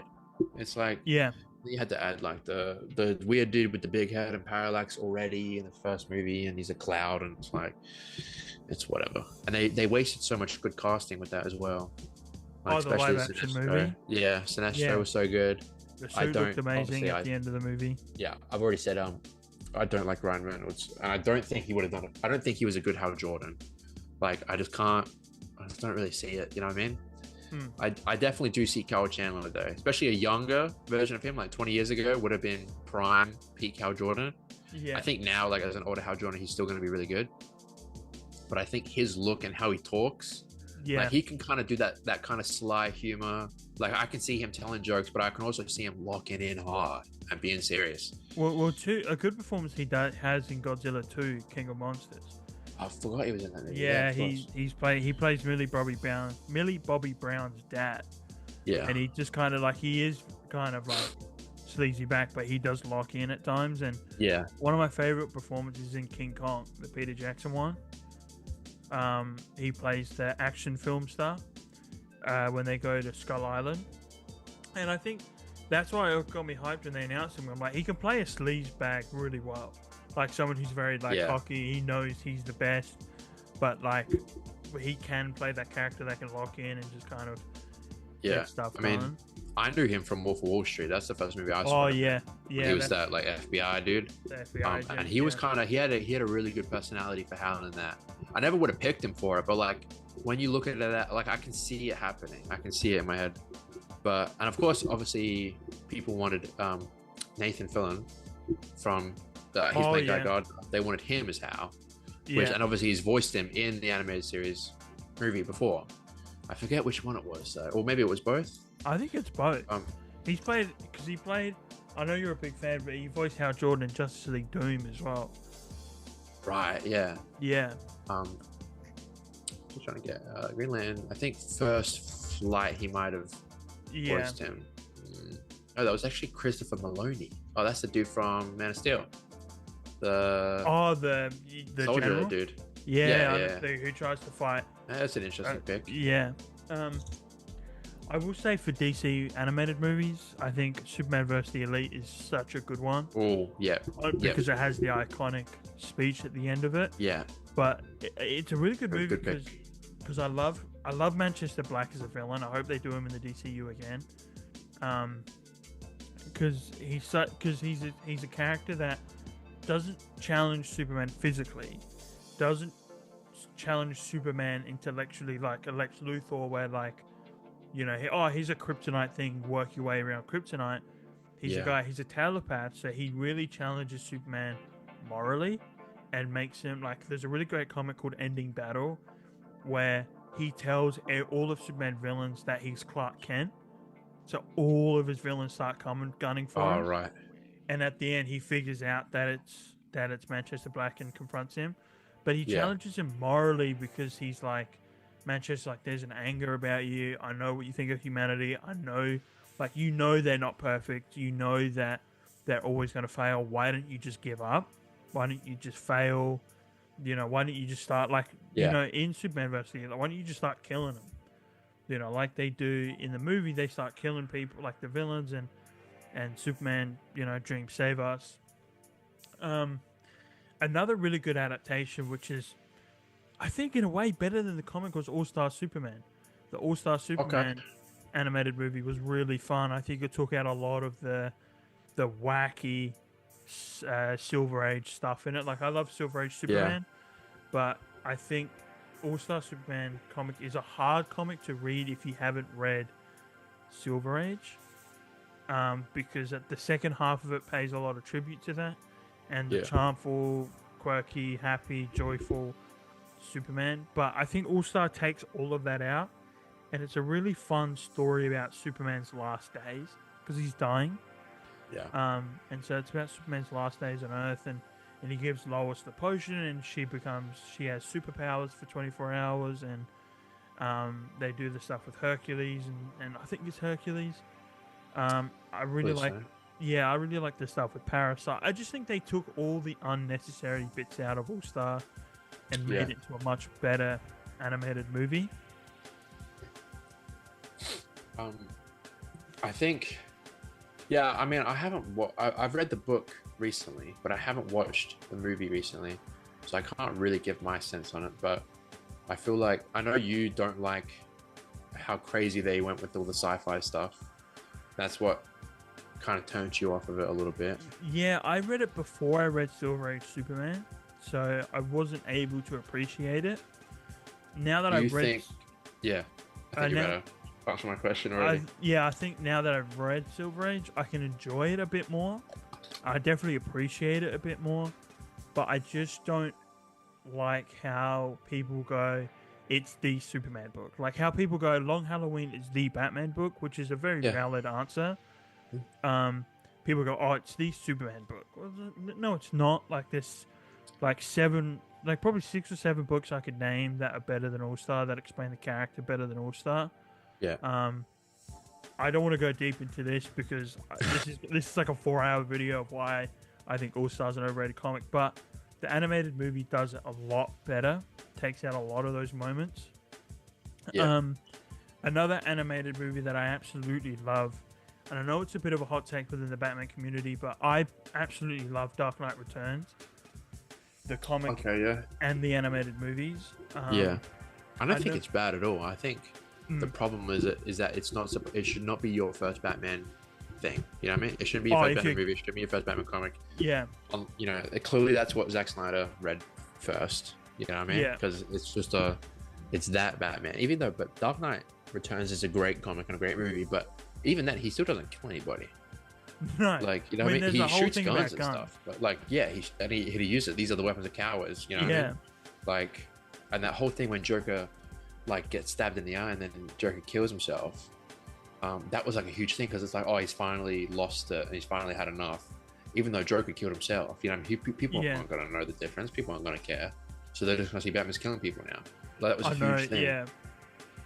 But the whole point of him coming back in that whole comic and movie was like, Gotham's gone to hell. Like Gotham is like complete. The second Batman retired, it all went back to how it started, and so Yeah. the whole point was for him to come back to show people that like there is a better way. Like that's what I love about it. Like he comes back and he's like, I'm gonna show you guys what I'm about, and Yeah. like remind you guys there is a better way, and that it's just a great story. I think great Batman story. I think in a way, like, look, it isn't the first Batman comic. If you get into Batman, you shouldn't read it, shouldn't watch it. But I think it does show a strong message about what Batman's about. Yeah, And yeah, having hope 100%. in the people and hope in Gotham. What is your thoughts on Superman portrayed in that I hate comic him. and movie? Obviously, yeah. Obviously, I hate him. He's supposed to be hated. Yeah, he's not meant to be the normal. The Superman. Superman. He's a Superman that's kind of he's a Superman that's given up. You know what I mean? Because the whole thing with Superman is that he's taken a political side, and there's a whole. I don't want to go into it, but there is a whole controversial take with the trailer when Superman and hit the war bit, how he goes, people were going to die. there's a whole controversial take within the Superman community about he would have done it, he shouldn't have done it. This should be in the movie. I'm not going to go into it, but I think I will say my standpoint is for that Superman, it works. Comic Superman, it doesn't. But I think it will work eventually for his Superman in a way. You mean David Corenswet? Like, David Corenswet, I think you think it works for him, but not for comic? For comic Superman, it doesn't work because Superman shouldn't be enforced. Like, even though he's doing the right thing, like he's saving people from dying, he's enforcing himself on humanity, he's putting himself above governments, he's putting himself above the law, which is something Superman doesn't stand for. And the big thing, Superman doesn't take a political side. He doesn't value somebody else's opinions on what an American should be over somebody else's. Yeah, I think it really makes sense for the Superman. I agree with you what you're saying, and I think for this Superman, obviously it's still early in his career. Yeah, like he's just showing up. I think he's very naive, which is fine. Extremely naive, and I think it totally works because if you gave a really good person the power to like stop a war, and stop thousands of people from dying. Yeah. And there's no drawback to it. Like you're not risking your own life. You're just going in there, stopping it, and that's it. Like, why wouldn't you? You know what I mean? That's like your first kind of thought. I'm going to stop all the war, but it's like you can't really just do that. Like, people are going to have wars regardless anyway. Yeah. And it's like it's such a hard to talk about topic. You know what I mean? It's so complicated. But like it makes sense. Like, if I can stop a war, why wouldn't I? You know what I mean? Yeah. Exactly. And I feel like Lois in that scene is really like making him think about. That's what I love about this Lois as well, man. She's an actual journalist, bro. I love it. Yeah, she's questioning. She has a lot of depth in her. Yeah, but yeah, I think just a really interesting thing, and I'm kind of glad that they're doing. There was a lot of leaks before, like James Gunn's doing something about a war, and like nobody liked it. But like I think it makes a lot of sense for the Superman. Like you get that question out of the way. Why doesn't he just stop all the war? That's a big question with Superman that he asks about himself is that like should he be doing more? You know, he has literally every single power you can think of: flight, super strength, X-ray vision, heat vision, freeze breath. You know, super hearing, all this stuff. Why doesn't he just stop everything? And a great example is Peace on Earth. Thanks to Cooper for getting me that book for my birthday. Even the boys get me that comic for my birthday. But it shows Superman trying to solve world hunger, and some things he can't stop because it has to come from us humans. Like we are the ones that we're the only ones that can stop war. We can't have someone stop it for us, and we can't rely on someone to stop it for us. Like the great thing in that comic is that he goes, you know, humanity will always be my top priority, but some things humans have to stop, not me. He essentially says that, but the main one he says is humanity will always be my top priority. Going off topic again, because again, like I could talk about Superman all day, so I'll revert back to what we were talking about, which I can't even remember. But it was Dark Knight Returns Superman. What my thoughts But that's how Superman shouldn't act, taking a political side, because he goes into a war and starts killing people. He starts fighting for America, and you're like, what? Why? Like this is so far beyond what Superman stands for, which is the point. His design looks amazing. I think his design looks so cool. Beefcake, right? Yeah, the huge curl on him. I think it looks, especially that one panel when he's got like the bald eagle, and he's like got the shirt open a little bit. Talk about American. Yeah, I think that's such a cool panel. I will say I do love about the movie how that like everything's a 1-to-1 with the comic, and I'm so glad they split it into 2 parts so they could really get everything right. And another scene that we love, I know like you're not huge on Christian Bale's Batman, but the scene that they adopt from this is when the police are on that chase, and the rookie's like, and the rookie's like, oh, it's the Batman, like we've got to stop him, and the senior cop's like, you're in for a show, kid, like you're about to see something like that. That's my favorite bit in the entire. I remember reading it years ago, and I'm like, I'm going to cosplay Batman. Like that scene was enough for me to cosplay Batman. Yep. That was a really great moment. I think they did that in. Oh no, I was thinking year 1, but yeah, they did that in the Dark Knight Returns and Nolan. Yeah. But what do you think about everyone? Because the 2 recent Batman adaptations, besides Robert Pattinson, Oh, that like a old one, the 40s one. What's that called again? Which one? The Cape Crusader? Is that what you're talking about? Not Cape Crusader, but Dark Knight Returns and Ah, Ben Affleck. That version of Batman is being more and more publicly known. Like, obviously, are you like super against that? Are you like, it's cool, but yeah, they need to start I pushing am the super pack? against it. Yeah, I think we are kind of getting away from it as well. You yeah, have this whole kind of like the Snyder fans that think that that's what the character is. They go like, oh, and you have a lot of people that don't really know or care like why Batman's killing, and so like if they don't care why he's killing them, there's no point trying to argue against it because they just yeah. don't care. And you have a lot of people like that who just don't care, but they convince themselves that they do. So you're just arguing with a brick wall. With I will say quickly, with Ben Affleck's Batman, I don't care that he kills, but not so much because of that. I don't care because I know that's so far out of the character. But I'm like, I don't really like. I just don't care for it because I'm like, Yeah, I don't care anymore. It's just yeah, it's I'm just. just- But he's really cool to look at. His fight scenes are super cool. yeah, Like, he's got that, and I like the Yeah. Batcave. It looks cool. yeah, but like I don't those like the things, I Batmobile. just look past. I'm like, I know that's not Batman, so it doesn't matter. Like, Yeah, I that's know kind of this how I see it isn't. too. Yeah, I know this isn't what Batman's supposed to be. But Yeah. I'll let you keep going with what you were talking about. I think, yeah, he's moving a lot out of. I think like we are getting the Paddington, and I think Cape the Crusader and all that, especially because that was a 40s and like inspired show, and Batman Yeah. did kill back then.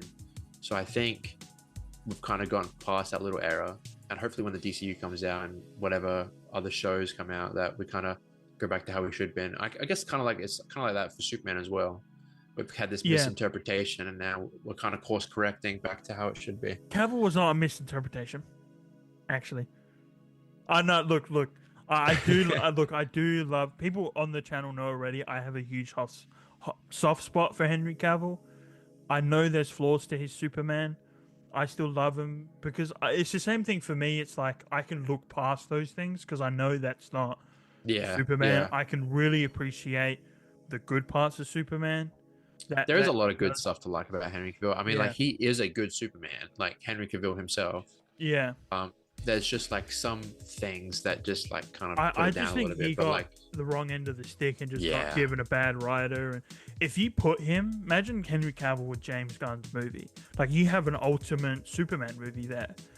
You know Yeah. what I mean? You put that version of that look of Cavill in a brighter suit in James Gunn's movie. You have like yeah, the ultimate Superman movie. But it really is a shame because it seemed like he was gonna get his comeback with Black Black- Adam. yeah, Black Adam, he was supposed to get it. But like yeah, Cavill, I can look past the flaws and really appreciate for what we got with him. Again, I'll let you keep going. I keep interrupting. I think that's kind of it about it. Yeah. I think that's kind of all my takes out for DC as a whole, I will especially for Batman. I will say a good thing on Batman is I guess we've just made the comparison from with Dark Knight Returns and Ben Affleck. I think a really good comparison we can now make is Robert Pattinson's Batman to Kevin Conroy's Batman. I think them sharing not so much the dark, edgy side, but the compassionate side to Batman. And Yeah. the end of it, and how he's like, I need to be something more. I need to be a symbol of hope. That's not something you would have got with Ben Affleck for sure. No, You no, know what I not, mean? I can't imagine him like I don't know, he did, but like I can't really like see him in the same position, being so vulnerable yeah, and being so, you know what I mean? Like especially his Bruce Wayne, you know what I mean? That Pattinson did such a good, different Bruce Wayne that I know some people don't like, but I really enjoy it. Like it's such a realistic version of like this character that's been changed. Like from 8 years old, you watch your parents die, you're messed up for your entire life. You know what I mean? Yeah. Like you are not normal, and like Bruce Wayne is not normal at all. You see that guy, he's like a creep. yeah. But and obviously Kevin Conroy, the animated series, like that Bruce Wayne is probably the perfect Bruce Wayne. Like he's got all the personality down, he's got the voice down, he's got clothes down, and they're very different. But I feel like they're both very different, but in a similar way, they're both very true to who Bruce Wayne is supposed to be, and that's a huge thing. But I feel like very different. But and I want to talk about Kevin Conroy's Bruce Wayne for a bit because I feel like he did such a perfect blend of Batman and Bruce Wayne, and there's just a lot of like misconception online where it's like, oh, Batman is the real personality and Bruce Wayne is the mask, and it's like, I see why they say that, but it's not true at all. It's like he is both of those people at once. You know what I mean? It's like he is the playboy. You know what I mean? That is who he is as well. That's a part of him. It's not who he is all the time, of course, but like he's not faking that. He's just, that's just part of that's just part of who he is. He's not always dark and brooding. Like, I do like it when he sprinkles a little joke in every now and then. You know what I mean? When he calls Robin chum or something like that. You know what I mean? Like, he has all those really kind of humorous, subtle humor that Kevin Conroy was really good at doing all the time. Like, he has such a good Bruce Wayne voice. But I feel like he is also one of the only voice actors to really understand Batman like completely. You know what I mean? Like, I can't really think of another character, and maybe the only, like, just in voice acting history, like, I guess you've got like Steve Blum as well as Wolverine. He knows the character, and then you have, I think Josh Keaton probably understands the character of Spider-Man a lot as well. Like, those are the only people that I think, and of course there's probably a couple that I'm just not naming, but like, there's so many, like, they just put more than just a voice into the role. Yeah, they put kind of who they were. I don't know, Kevin Conroy did that a lot. That's why his was so special. He just put kind of who he was into Batman, put a lot of his own emotion and his own story into it. But speaking of Josh Keaton dropping that little sprinkle in there, I was going to say, I reckon we should move on to some Spidey stuff now. Yeah, because I've been rewatching just little bits from each episode, because I grew up watching the 67 show.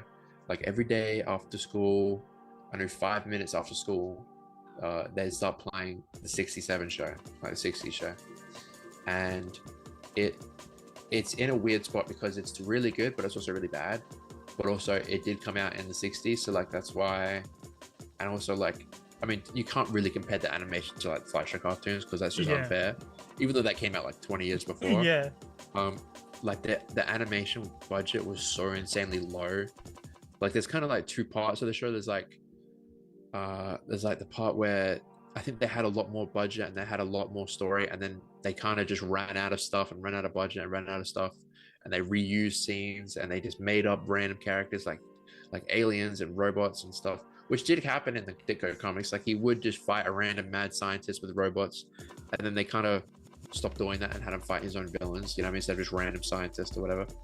But like, when I was rewatching that show, I had a lot of fun rewatching that show. Like, it's so corny and it's so, like, not bad, I don't want to say bad, but it's just so, I guess corny. It's you watch it and you just kind of laugh, and it makes no sense half the time, but but it's like, you see why it's such a fan favorite. And like, when he showed up in the Spider-Verse movie, it was so funny, and it's such a, I think, nostalgic show. But like, and I watched it when I was a kid, but like, kids these days are not watching these shows. They're not gonna sit down and watch this old ass cartoon. They're gonna watch, Skibidi Toilet or Cocomelon. Well, YouTube, there's just so much access to YouTube now. Yeah, they just watch YouTube, I was just before the YouTube era, you know what I mean? Like, a couple of years later, and I would have had a tablet, but I was still pre-YouTube when I was a kid, so it was just the TV, you know what I mean?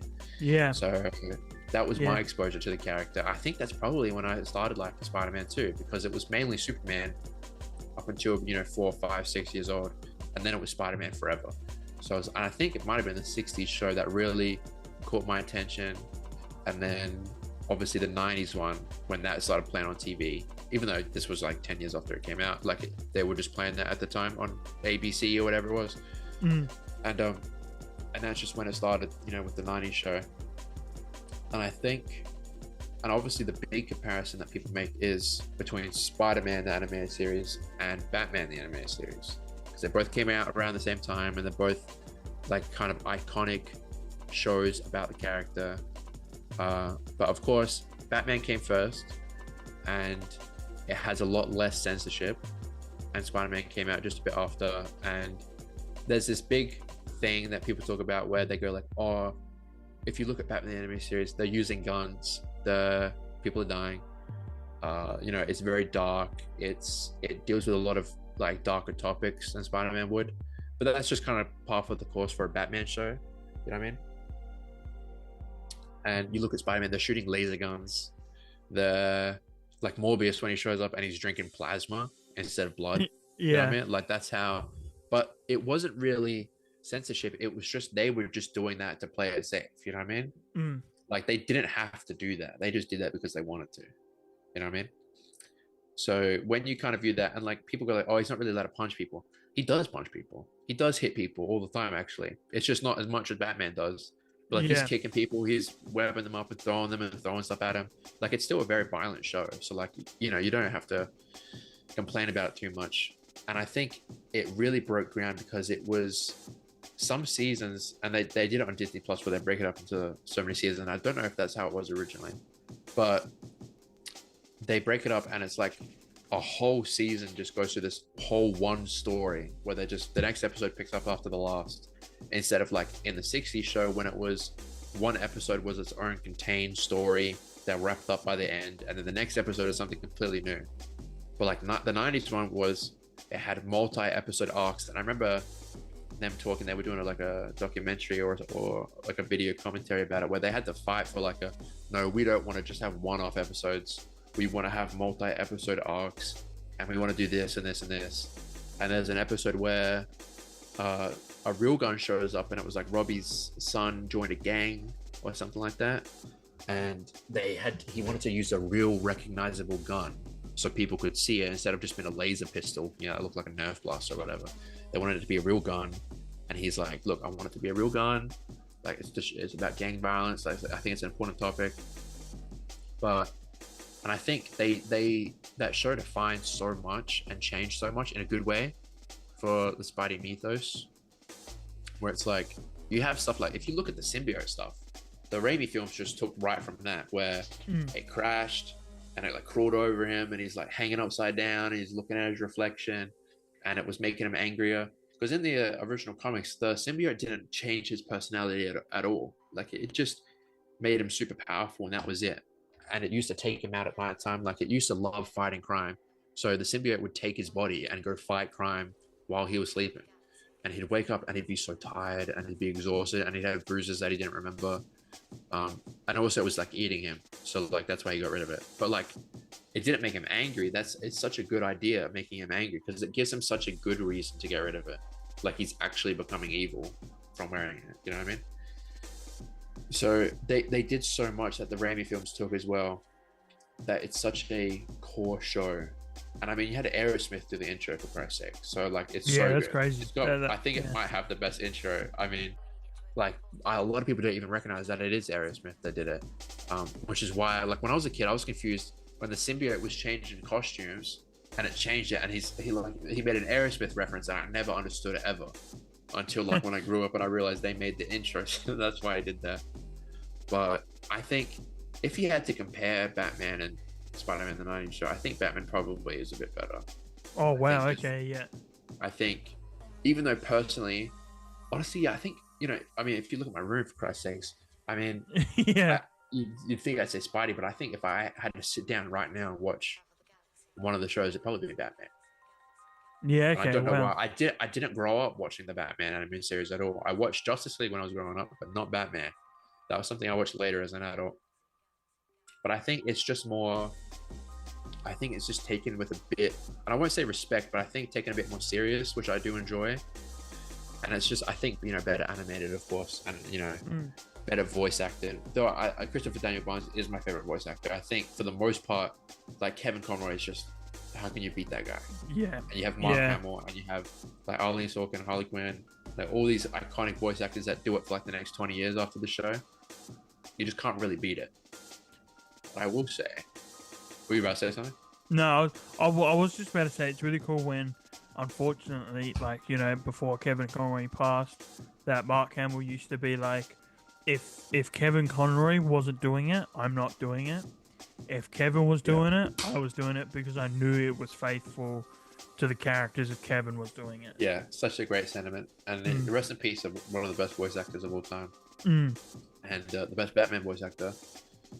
When was that? That was a couple years ago now. It was before. I remember it was on the day of a Comic-Con. I remember waking up on Comic-Con. I That remember. was that. Yeah. And I remember it used to be it was a bit gloomy around Comic Con, especially for the comic book fans. Like there was a few Batman cosplayers, you could kind of tell Oh yeah. they were a bit down because obviously the Batman has passed away. Yeah. Um, Yeah. What a terrible day that I know. was. I remember waking up and I was like, "Gee, what a day to what a way to start Comic Con and Yeah. to Jesus. have a goat pass away." I will ask about voice actors now. I kind of want to rank some voice actors, especially for you, like your favorite Spidey voice actors. Hmm. Now I think I have a difference between like who I think the best voice actor is and who I hear are not the same person, Yeah. Okay. which is I think a bit weird because usually the best voice actor is who I would hear, but I think just because most of the comics I read are a lot older than me and came out a long, long time ago. Yeah. So I think when I'm reading comics, I hear 90s, I hear Christopher Daniels. Hmm. But if I had to rank the best Spidey voice actors, I'd probably say Josh Keaton is the best. Yeah. Okay.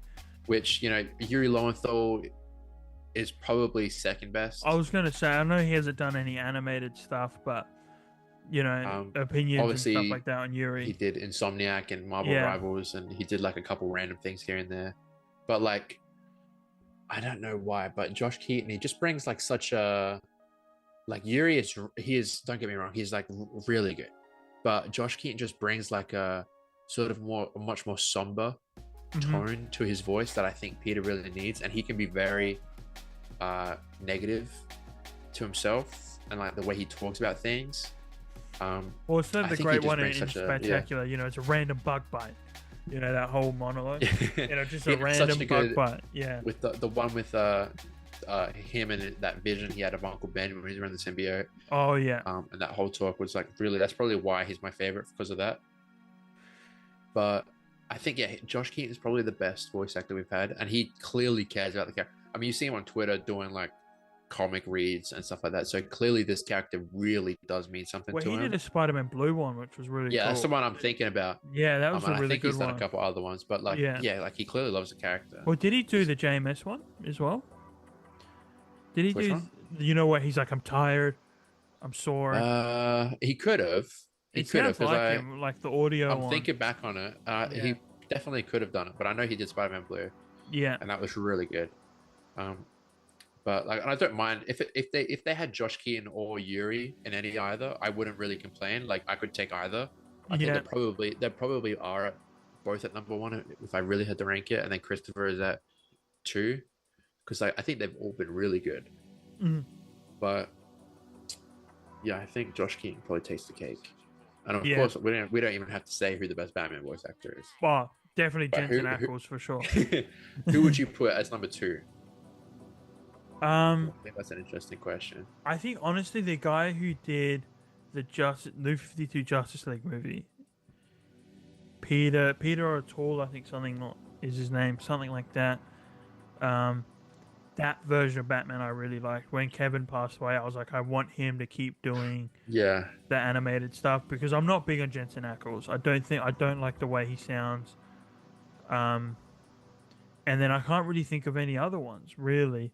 I mean, the one we've met one of them before. He went to a con. Did he? What's his Sonic the Hedgehog? Sonic the Oh, Hedgehog. Roger Craig Smith. Yeah, damn. Yeah, But he only did the game though. He isn't really. I mean, the game's obviously great, but he only did the game. No? Yeah. Oh, I mean, he did I the mean- VR game as well, but yeah. I think, I mean, because Yuri hasn't done any animated work, yeah, but if I had to put him in there, yeah, I'd say Roger's definitely number two. yeah, And then I didn't mind Jason O'Mara from like that DCAU stuff. yeah. That's the guy I was talking Mind about. it. Yeah, Yeah. I really liked him as well. I think he brought a very unique, but I don't. Yeah, he had a very distinct voice that I don't like. It's very technical. I feel. I don't know if that's the right word to use, but like I didn't mind it at all. But he was a very kind of stone cold Batman, in a way. Like he was just someone that doesn't show emotion, while Kevin Conroy. yeah, what's your opinion on all those DCAU movies? The recent ones suck. Yeah, L- like the but revamped ones. Yeah, like they I was. Yeah, enjoyed Superman Man of Tomorrow. That was fun. That was with Parasite and Lobo. yeah, But that kind of adopted a lot of stuff from American Alien, which is one of my favorite Superman comics. Adopted some stuff from there. Um, but like, yeah, animation just is really weird, man. It's that really weird. Reminds me of Archer. You know that Archer? It reminds me yeah. of It that. does. Yeah, it does. Quite the The bold weird. outlines. Yeah, it's weird. Like because they did obviously the Long Halloween, which was a big thing, but then I think it kind of dropped off a bit. Yeah, the With first one, I felt when I watched the first Long Halloween, I thought it was the best Batman animated movie they'd ever done. Yeah, And then I think they changed something in the second one, maybe that was different than the comics in part two. But it's been a while. I watched it when it first came out. I haven't rewatched it since, so that probably tells you that it's not that good. because I know Hush didn't get great reception either when they adapted. Oh yeah, that Hush. was terrible. And then they did the Wonder Woman one with the which is also JSA. terrible. And the Green Yeah. Lantern one is also terrible as well. Oh, the It's all John about- Stewart one. It's about John Stewart and like how he's already parallaxed and like I Yeah. didn't even bother. I just skipped that one as a whole. Like when I was getting back into GL, I was like, oh, I haven't seen this one. And like, don't even bother watching it. It's just terrible, terrible. I did enjoy one of the modern ones that they did was a completely different animation style. Was the Super Sons animation? I thought that was really fun. Yeah, that one. I have not seen that one. They adapted the John Kent and Damian Wayne stuff, which was really fun. I thought it was really, really good. Obviously, it adapts a lot from Rebirth, my favorite Superman run. Yeah, That was really good. That's probably the best recent animation they've done. yeah, I think- that was a while ago too. Yeah, that was. That's- Yeah, because then they did the Crisis event, which killed everything else. yeah, that was terrible. Which yeah was terrible, but Kevin got a really nice send off. Yeah, that's For probably Batman. the best Yeah. part about the whole thing. I mean, you had that Batman from Long Halloween in there, Yeah, and he met Robin, and he's like, "That's such a stupid idea, having a Robin, having a sidekick." It's like, what do you mean, bro? It's not a stupid idea. You do it all the time. It's like, and It's like Terry so McGinnis boring, came like- back for Batman. They did Batman Beyond in that. yeah, there were some good parts of that, but I think for the most part, it was just like, Yeah. they killed the whole thing. It wasn't I doing just what they. hate it with Superman. It's like there wasn't one different Superman in there. It was all the same Superman in slightly different costumes. Yeah, Like the whole point of Crisis was kind of like it was kind of Earth One. You could have done like Earth One Yeah. Superman. Like it would have been fun to maybe give Fleischer Superman a voice if you did Fleischer Superman yeah, and give him a voice, or bring Tim Daly back to do his version of Superman, or yeah. it was after Brandon Routh's Kingdom Come, so you could have done a cool Kingdom Come thing. I will say one of the animated projects. This is a hot take. I do not like My Adventures with Superman. Well, the- yes. I like Jack Quaid as Superman. I think he's a really good Clark. He's a really good Superman. I like him. I just don't. It's very anime. It's very. I do not like Yeah. the designs of any of the characters. Besides Superman. But I think but the design of Supergirl and Brainiac and And Lois. You don't Lois like is. Tomboy Lois. I like. I just don't like it how it's very anime. Where it's like I really like you.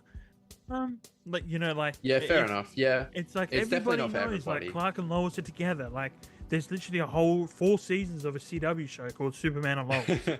Like you don't have to act like they don't like each other or like they like each other, but they can't admit it feelings Do to you each other. think, for like somebody who doesn't really know much about Superman and never really paid attention, and they do like anime or cartoons, do you think then it would be a really good show for them, No, or do you think just skip it and watch something else? just skip and watch the animated series. Literally watch the Tim. If you're a fan of anime and cartoon and can sit through an animated series, and you're like, I want to get to Superman, watch the animated series. And I would say watch Yeah. nothing else. If purely Superman, like check out Justice League, check out the animated movies, but don't bother with My Adventures because Tim Daly, like that whole show, just trumps everything they're doing. Yeah, I won't in- disagree with you on that. yeah, like they just trump everything they're doing in that show, and I've watched the first 2 seasons because I felt like it was an obligation as a Superman fan. I was like, I have to watch it, and I'll be honest, it was a hard watch. I was My struggling. Adventures.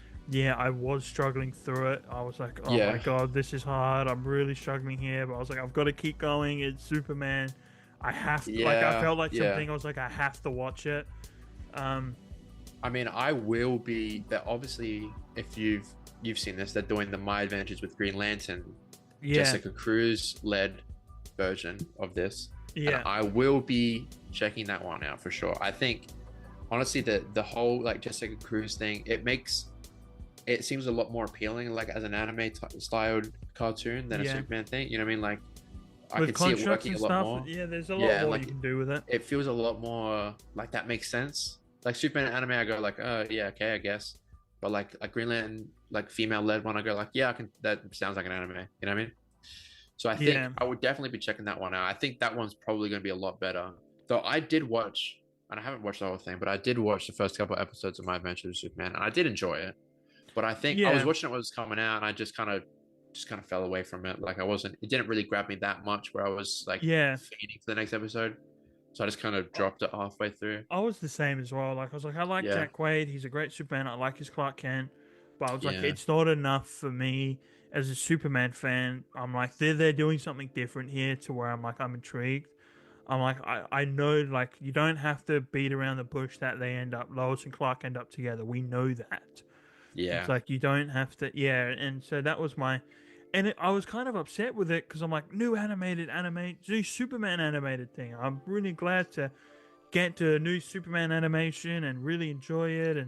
yeah, And then they're kind of like, oh, like I was like, oh, this kind of sucks. But hopefully James Gunn again can push some new animated stuff out with David Corn yeah. Sweat, which, And they are doing the half animated dynamic duo movie oh where it's yeah, like with puppetry and with Jason Todd and Dick Grayson. yeah, that's going to be extremely interesting. I don't because that is a DCU canon Hmm. movie, isn't it?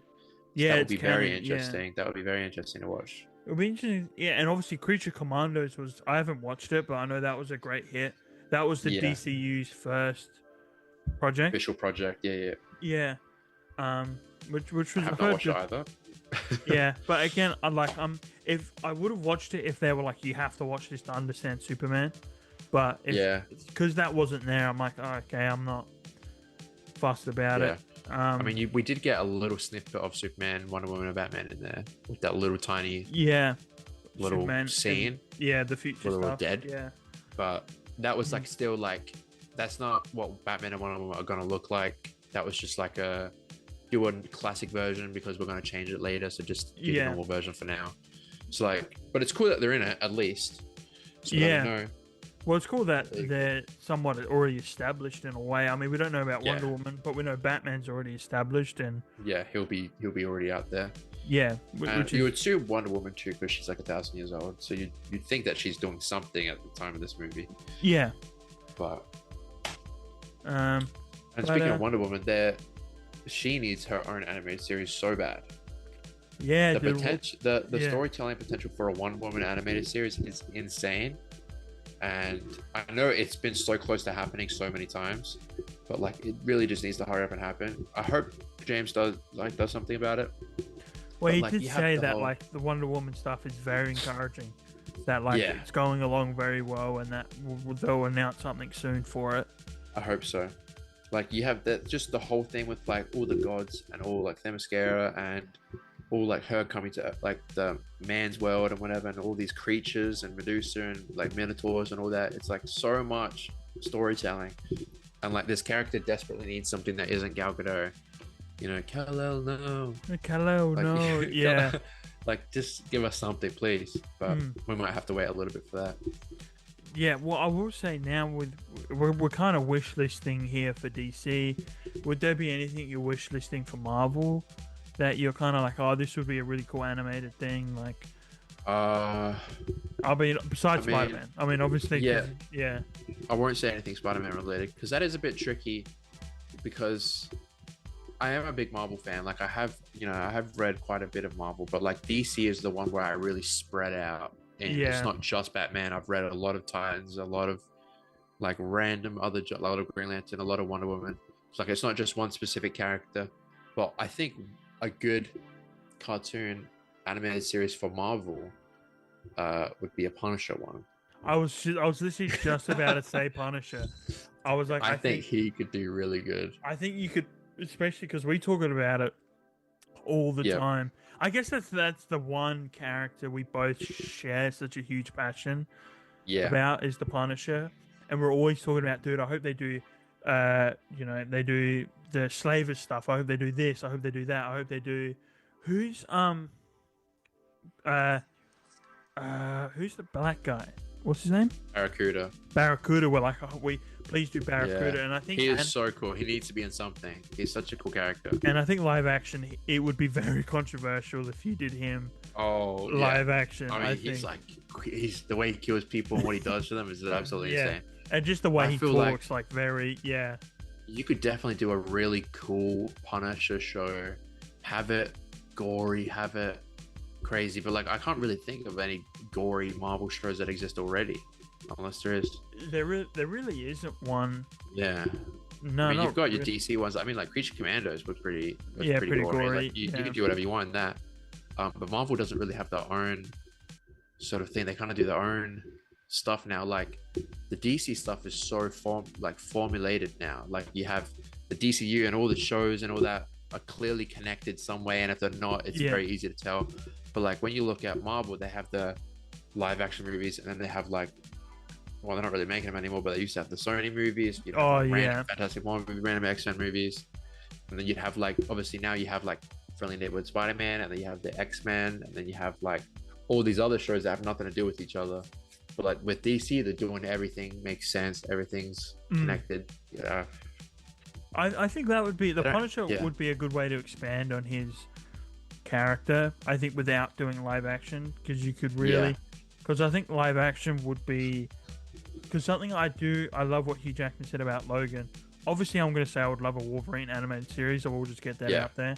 I think Wolverine, there's so much you could do with Wolverine. But what Hugh Jackman said about Logan a while ago was like, when we make the movie, we want it to be MA. Not only is it something the fans have wanted and that we could do the violence, but it's the themes that make it MA. Like the hard hitting themes and morals and stories about about depression and wanting to kill yourself and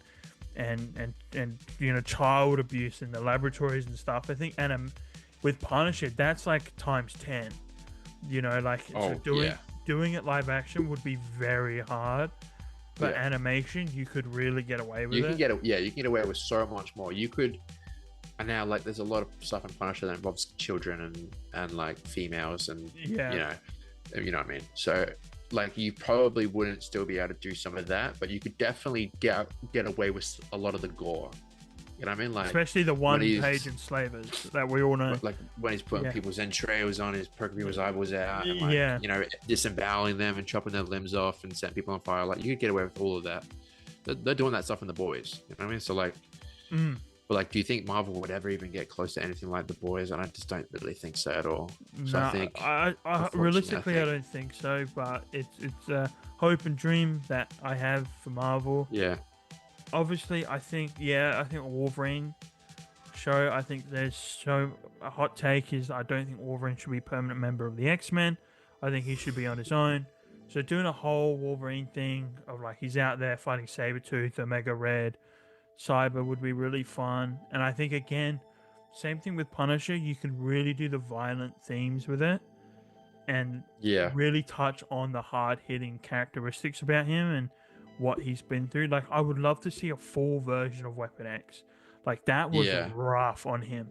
So I would love to see that properly done.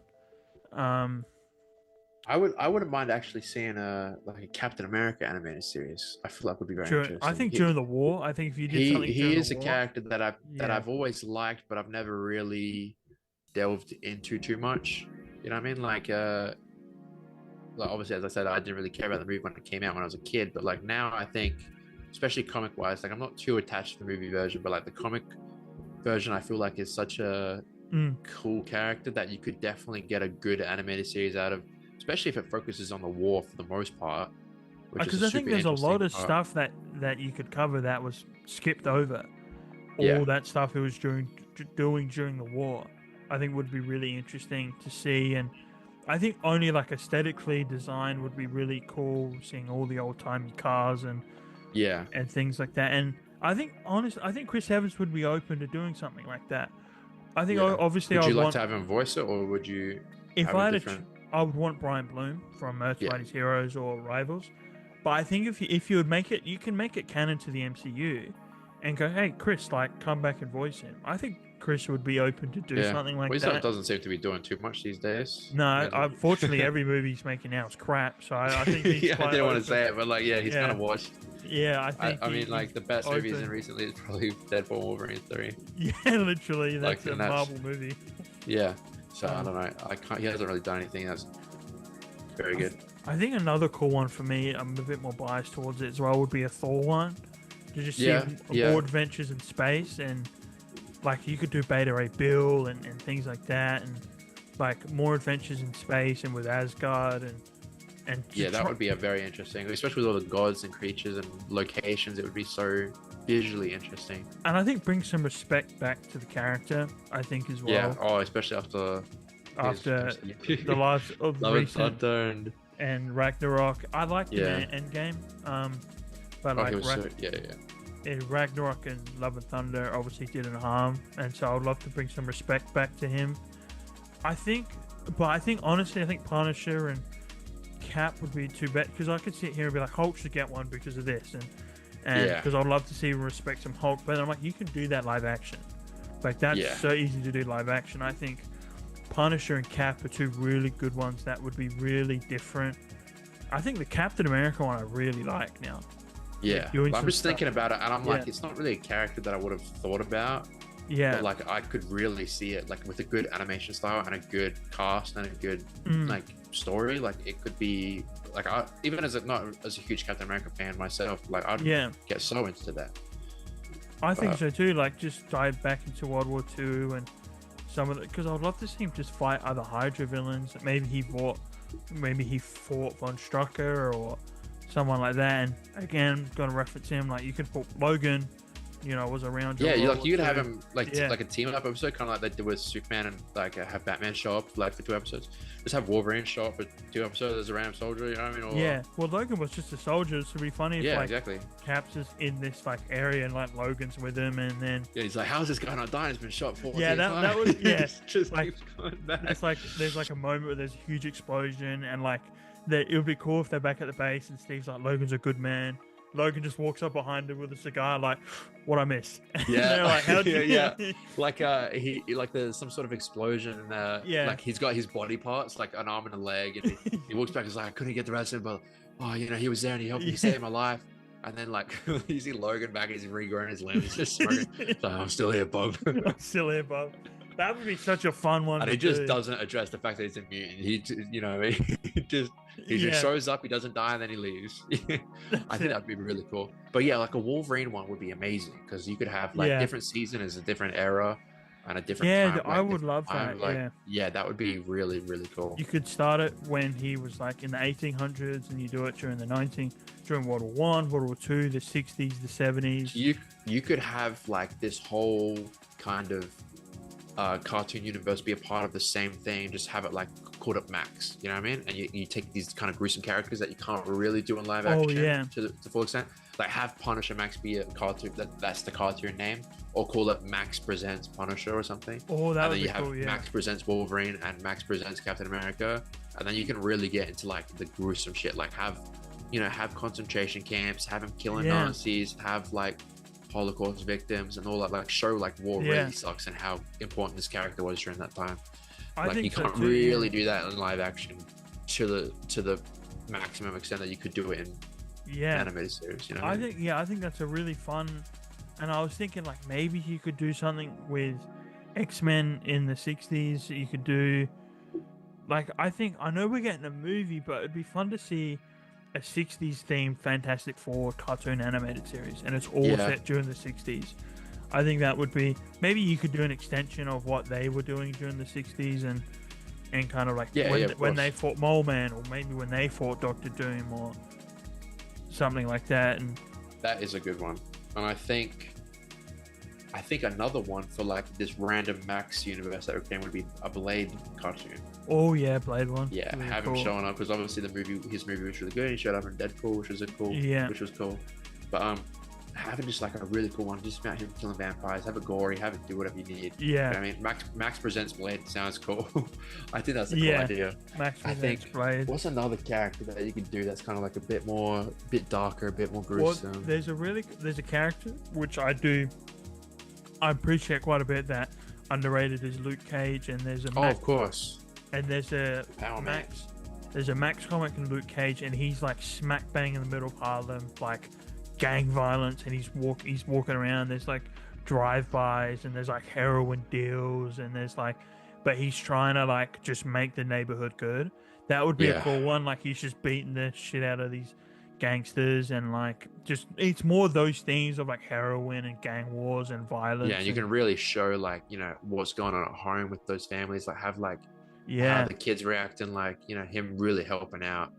yeah. That's Yeah, something I love about Luke Cage. Is he's the neighborhood guy, and that's what I love about that comic. So that Luke Cage would be, I like a yeah, Daredevil one would be cool. Like if you did, yeah. I tried not to say Daredevil because he's got yeah, like there's so many, but like that would obviously be really good. And like that's yeah, probably the one I'd want the most, maybe after Punisher. yeah, Like Max presents Daredevil says like, give me that, I need it right now, yeah. and just like have it. You could do Born Again as a whole like season 2, season 3 thing. Um, You could and then do you could have Bullseye like to the full extent. Him just killing random yeah, people. Like yeah, and then you you could could do the whole really. like Frank Miller kind of origin. Well, I was gonna say I That would was love to see the Steve Dillon version of Kingpin in that show. You know, from which one's Punisher, that? man. Oh, The, like the yeah, with yeah, his yeah, kid and stuff. That's a version of Kingpin I would love to see. that is a That's great just version of obsessed with Kingpin. power and The trying one to that get got assaulted in prison. yeah, like but stories like that you can't really do live Yeah, action. could you imagine like the Daredevil Born Again? They're trying to like talk about Vincent D'Onofrio's Kingpin getting Yeah, used in prison. Like I could like not. you can't. They would not do that. Yeah, but all the stuff like Punisher sees, like you couldn't do that. Yeah. Like I think, and so I think animated, and I think that's what's important about animation as well. There's a lot, and what we put down also one of our notes is why animation's so important to comic books is I think you explore a lot of these themes more and thoroughly rather than live action because you're so limited on what you can do live action, and I think Yeah. live action you're very limited not only in like because you can't see kids get shot, you can't see kids get abused, like Yeah. you can't, Yeah. but you have like an hour, 2 hours to showcase this character. You can't jam all of this in 2 hours. But animation, you can span this across 15 episodes, 20-minute 15 episodes. Like Yeah. it's so easy to And I feel like you can get away with so much more visually as well. Like Yeah. you don't have the budgetary requirements to like, oh, if we want to do this here, oh, we got to get the permit to get access to this Yeah. street, and we got to do the CGI for this. It's like, no, you just draw it. You just draw whatever you want. Yeah, well, it's all Like, you computer can- now, so you kind of Yeah. like, You can it's easier. digitize whatever you want. Yeah, Get whatever you want. Go wherever you want. Do whatever you want. Have a million characters show up. Like you don't need all these scheduling stuff. And yeah, obviously for voice actors you do, but like not for locations and all these like assets that you would need in a live action. They don't exist in the cartoon realm. yeah. So I think that's why I think that's a bit superior. If I had to pick one, I'd pick, if you gave me a character, you said like a really good live action and a really good cartoon, I'd probably pick cartoon. Yeah, I think specifically. I mean, obviously characters like Spidey and Superman. We're going to say we want live action stuff, but I think Punisher. I would be like, oh no, I want an animated thing, but I Yeah. want John Bernthal voicing it, of course, but I want it to be animated. Like if you said Yeah. to me a Wolverine thing, I'm like, no, I would love a Wolverine because Steve Blum is the guy to Wolverine, but you could. I think characters. I think maybe more so Marvel characters. There's so much more to explore with them. Like they're much more human. Yeah. I don't want to like crap on DC characters and say they aren't because they are, but I think Marvel showcase a lot more human sides of people than DC do. Because I think DC it's about the sacrifice of being a superhero and being the Batman and being Superman and being Green Lantern. While Marvel, I think it's more like being Peter Parker, more than being Spider-Man. It's more being Peter Parker, and like for Wolverine, I love it because it's just being Logan. Like Wolverine Yeah. isn't a different person; it's just a work outfit for him. So I think animation certainly an interesting take, that one. I don't know if I have a response to it, but I see exactly what you're saying. I think for the most part, you're probably right. But I'm not trying to say DC characters aren't humanized and they yeah. aren't human. They definitely are. I mean, Superman is the whole point of his character, but I feel like Yeah. DC characters work when they're being superheroes and the sacrifice to being a superhero and what it means to be one and how they interact with the Yeah, public. it's because you say that, and I immediately think like, Spider-Man. Obviously, like his whole thing is that he's sacrificing his life to be a superhero, and it ruins everything in his entire life. But I think if you take for the most part, I'd say that's probably a right observation. Yeah, because Steve Rogers is like, there's no difference between Steve Rogers and Captain America. Yeah, because when you meet him, he goes, "Hi, I'm Steve. Like my name's Steve Rogers." Yeah. And that kind of is the case with Iron Man now, because people know him as Tony Stark. He's not Tony's security guard anymore, bodyguard anymore. Like that is just Tony Stark now. Everyone knows it. So it's kind of like that. But yeah, I think. I think there's a lot more to explore with Marvel characters that I feel the MCU haven't done right. So it's more like if you do it animated, you could really explore them a lot more. Not saying that like we don't want DC stuff. Of course, we want DC animated stuff, but I'm just saying that I think animated works better for Marvel's case because there's a lot more to Marvel characters. And I guess it's funny because when you said about you reading much more DC, it's kind of like, well, I'm the same. It's like I don't really read any DC. Like I only read Superman, but I'm much more spread out over Marvel. Yeah, so I guess it's we funny can both how make we're the the case. exact opposite in that case. I mainly read Spider-Man, not much other Marvel, and I spread out all over DC. But you zone in on Superman, and you spread out all over Marvel. Yeah, it's very interesting that we flip on that. So we can easily sit here and make the case of why Marvel characters work and why DC characters work because we both have a vast different knowledge of it. But yeah, I think Marvel need to zone in on the Marvel animation stuff and after 97, after Friendly Neighborhood, and kind of look at it and go, okay, what else can we do with this? And they've done that. They know the audience is there. People want it. Like, give it to them. I want it. Give it to me. Yeah, dude. Like, I want more. I want an Earth's Mightiest Heroes cartoon, or I want just I wouldn't even really care what character it was because as a comic book fan, we're always open to learning about new characters and new superheroes. So if it's done right, I'm more than happy to watch a Captain Marvel show. If it's done right, I'll give it a stars. And to be honest, I didn't even hate those movies that much. Neither did I. I know that's a very controversial take because everyone hates those movies, but like when I watched the first one and I was like, yeah, okay, cool. And then I watched the second one. I thought it was better than the first one.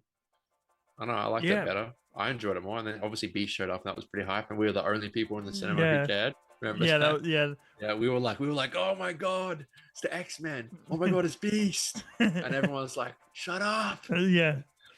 That reminds me quickly when we saw Deadpool Wolverine and they were doing the variants and only comic book fans knew it and we were the only ones going, oh my god, he's wearing the brown suit. Everyone's like, what?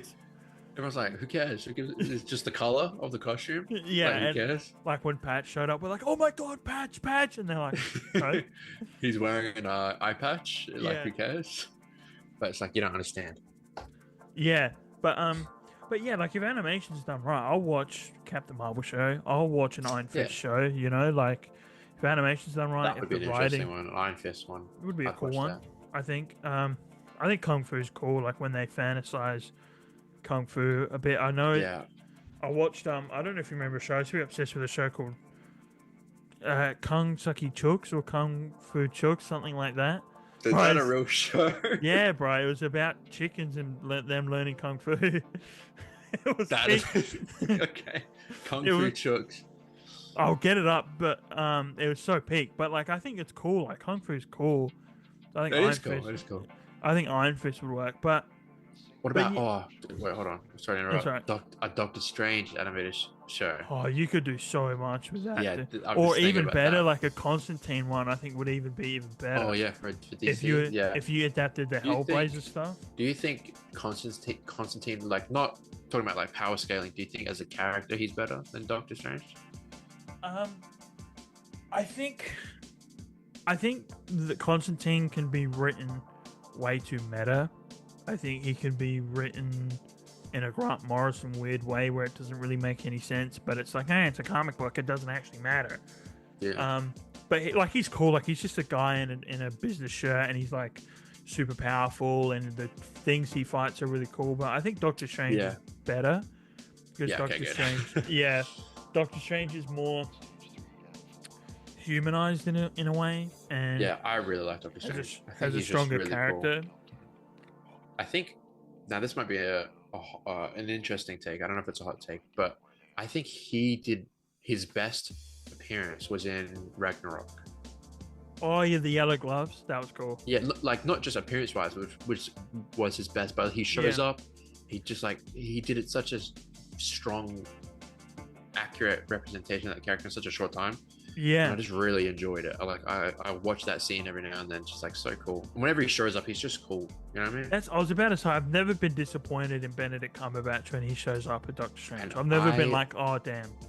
I liked Multiverse of Madness. I liked that movie. When Sam Raimi directed that movie, I liked it. I liked it. When that movie came out, I was disappointed because it was just after No Way Home, and it was like Multiverse of Madness. So we were like, oh, this guy's wasn't gonna that show up. bad. Yeah. But I watched it on Disney Plus when it came out on Disney, and I'm like, damn, this is a really good movie. I was really judgmental on this. I'm like, damn, this is really solid. If you don't come into it with like a, oh my god, like who's gonna show up, what's gonna happen? It's like, it's not that kind of movie. No, it's just a Doctor Strange and like Wanda there's a multiverse thing in it. Like, but like it's not a cameo movie, which I really respect it for now. Like, there's a couple of weird things, but like people were complaining about like some of the shots and some of the cuts, and it's like, yeah, it's the Sam Raimi, bro.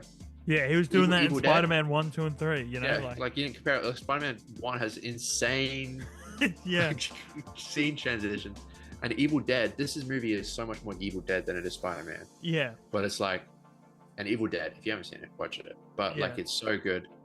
And this is a very Evil Dead type movie, which I think people didn't know, or didn't like. They didn't have never seen Evil Dead. And when they announced that, I was like, oh, this is gonna be Evil Dead. Like, this is gonna have a lot of Evil like Dead with the zombie Strange and like Wonder, which like was evil. so cool, by the way. Which is so cool. I really like that movie. Yeah. So if they made a Doctor Strange animated series, and you just have, I love his classic design with like the mustache little thing you got. Yeah.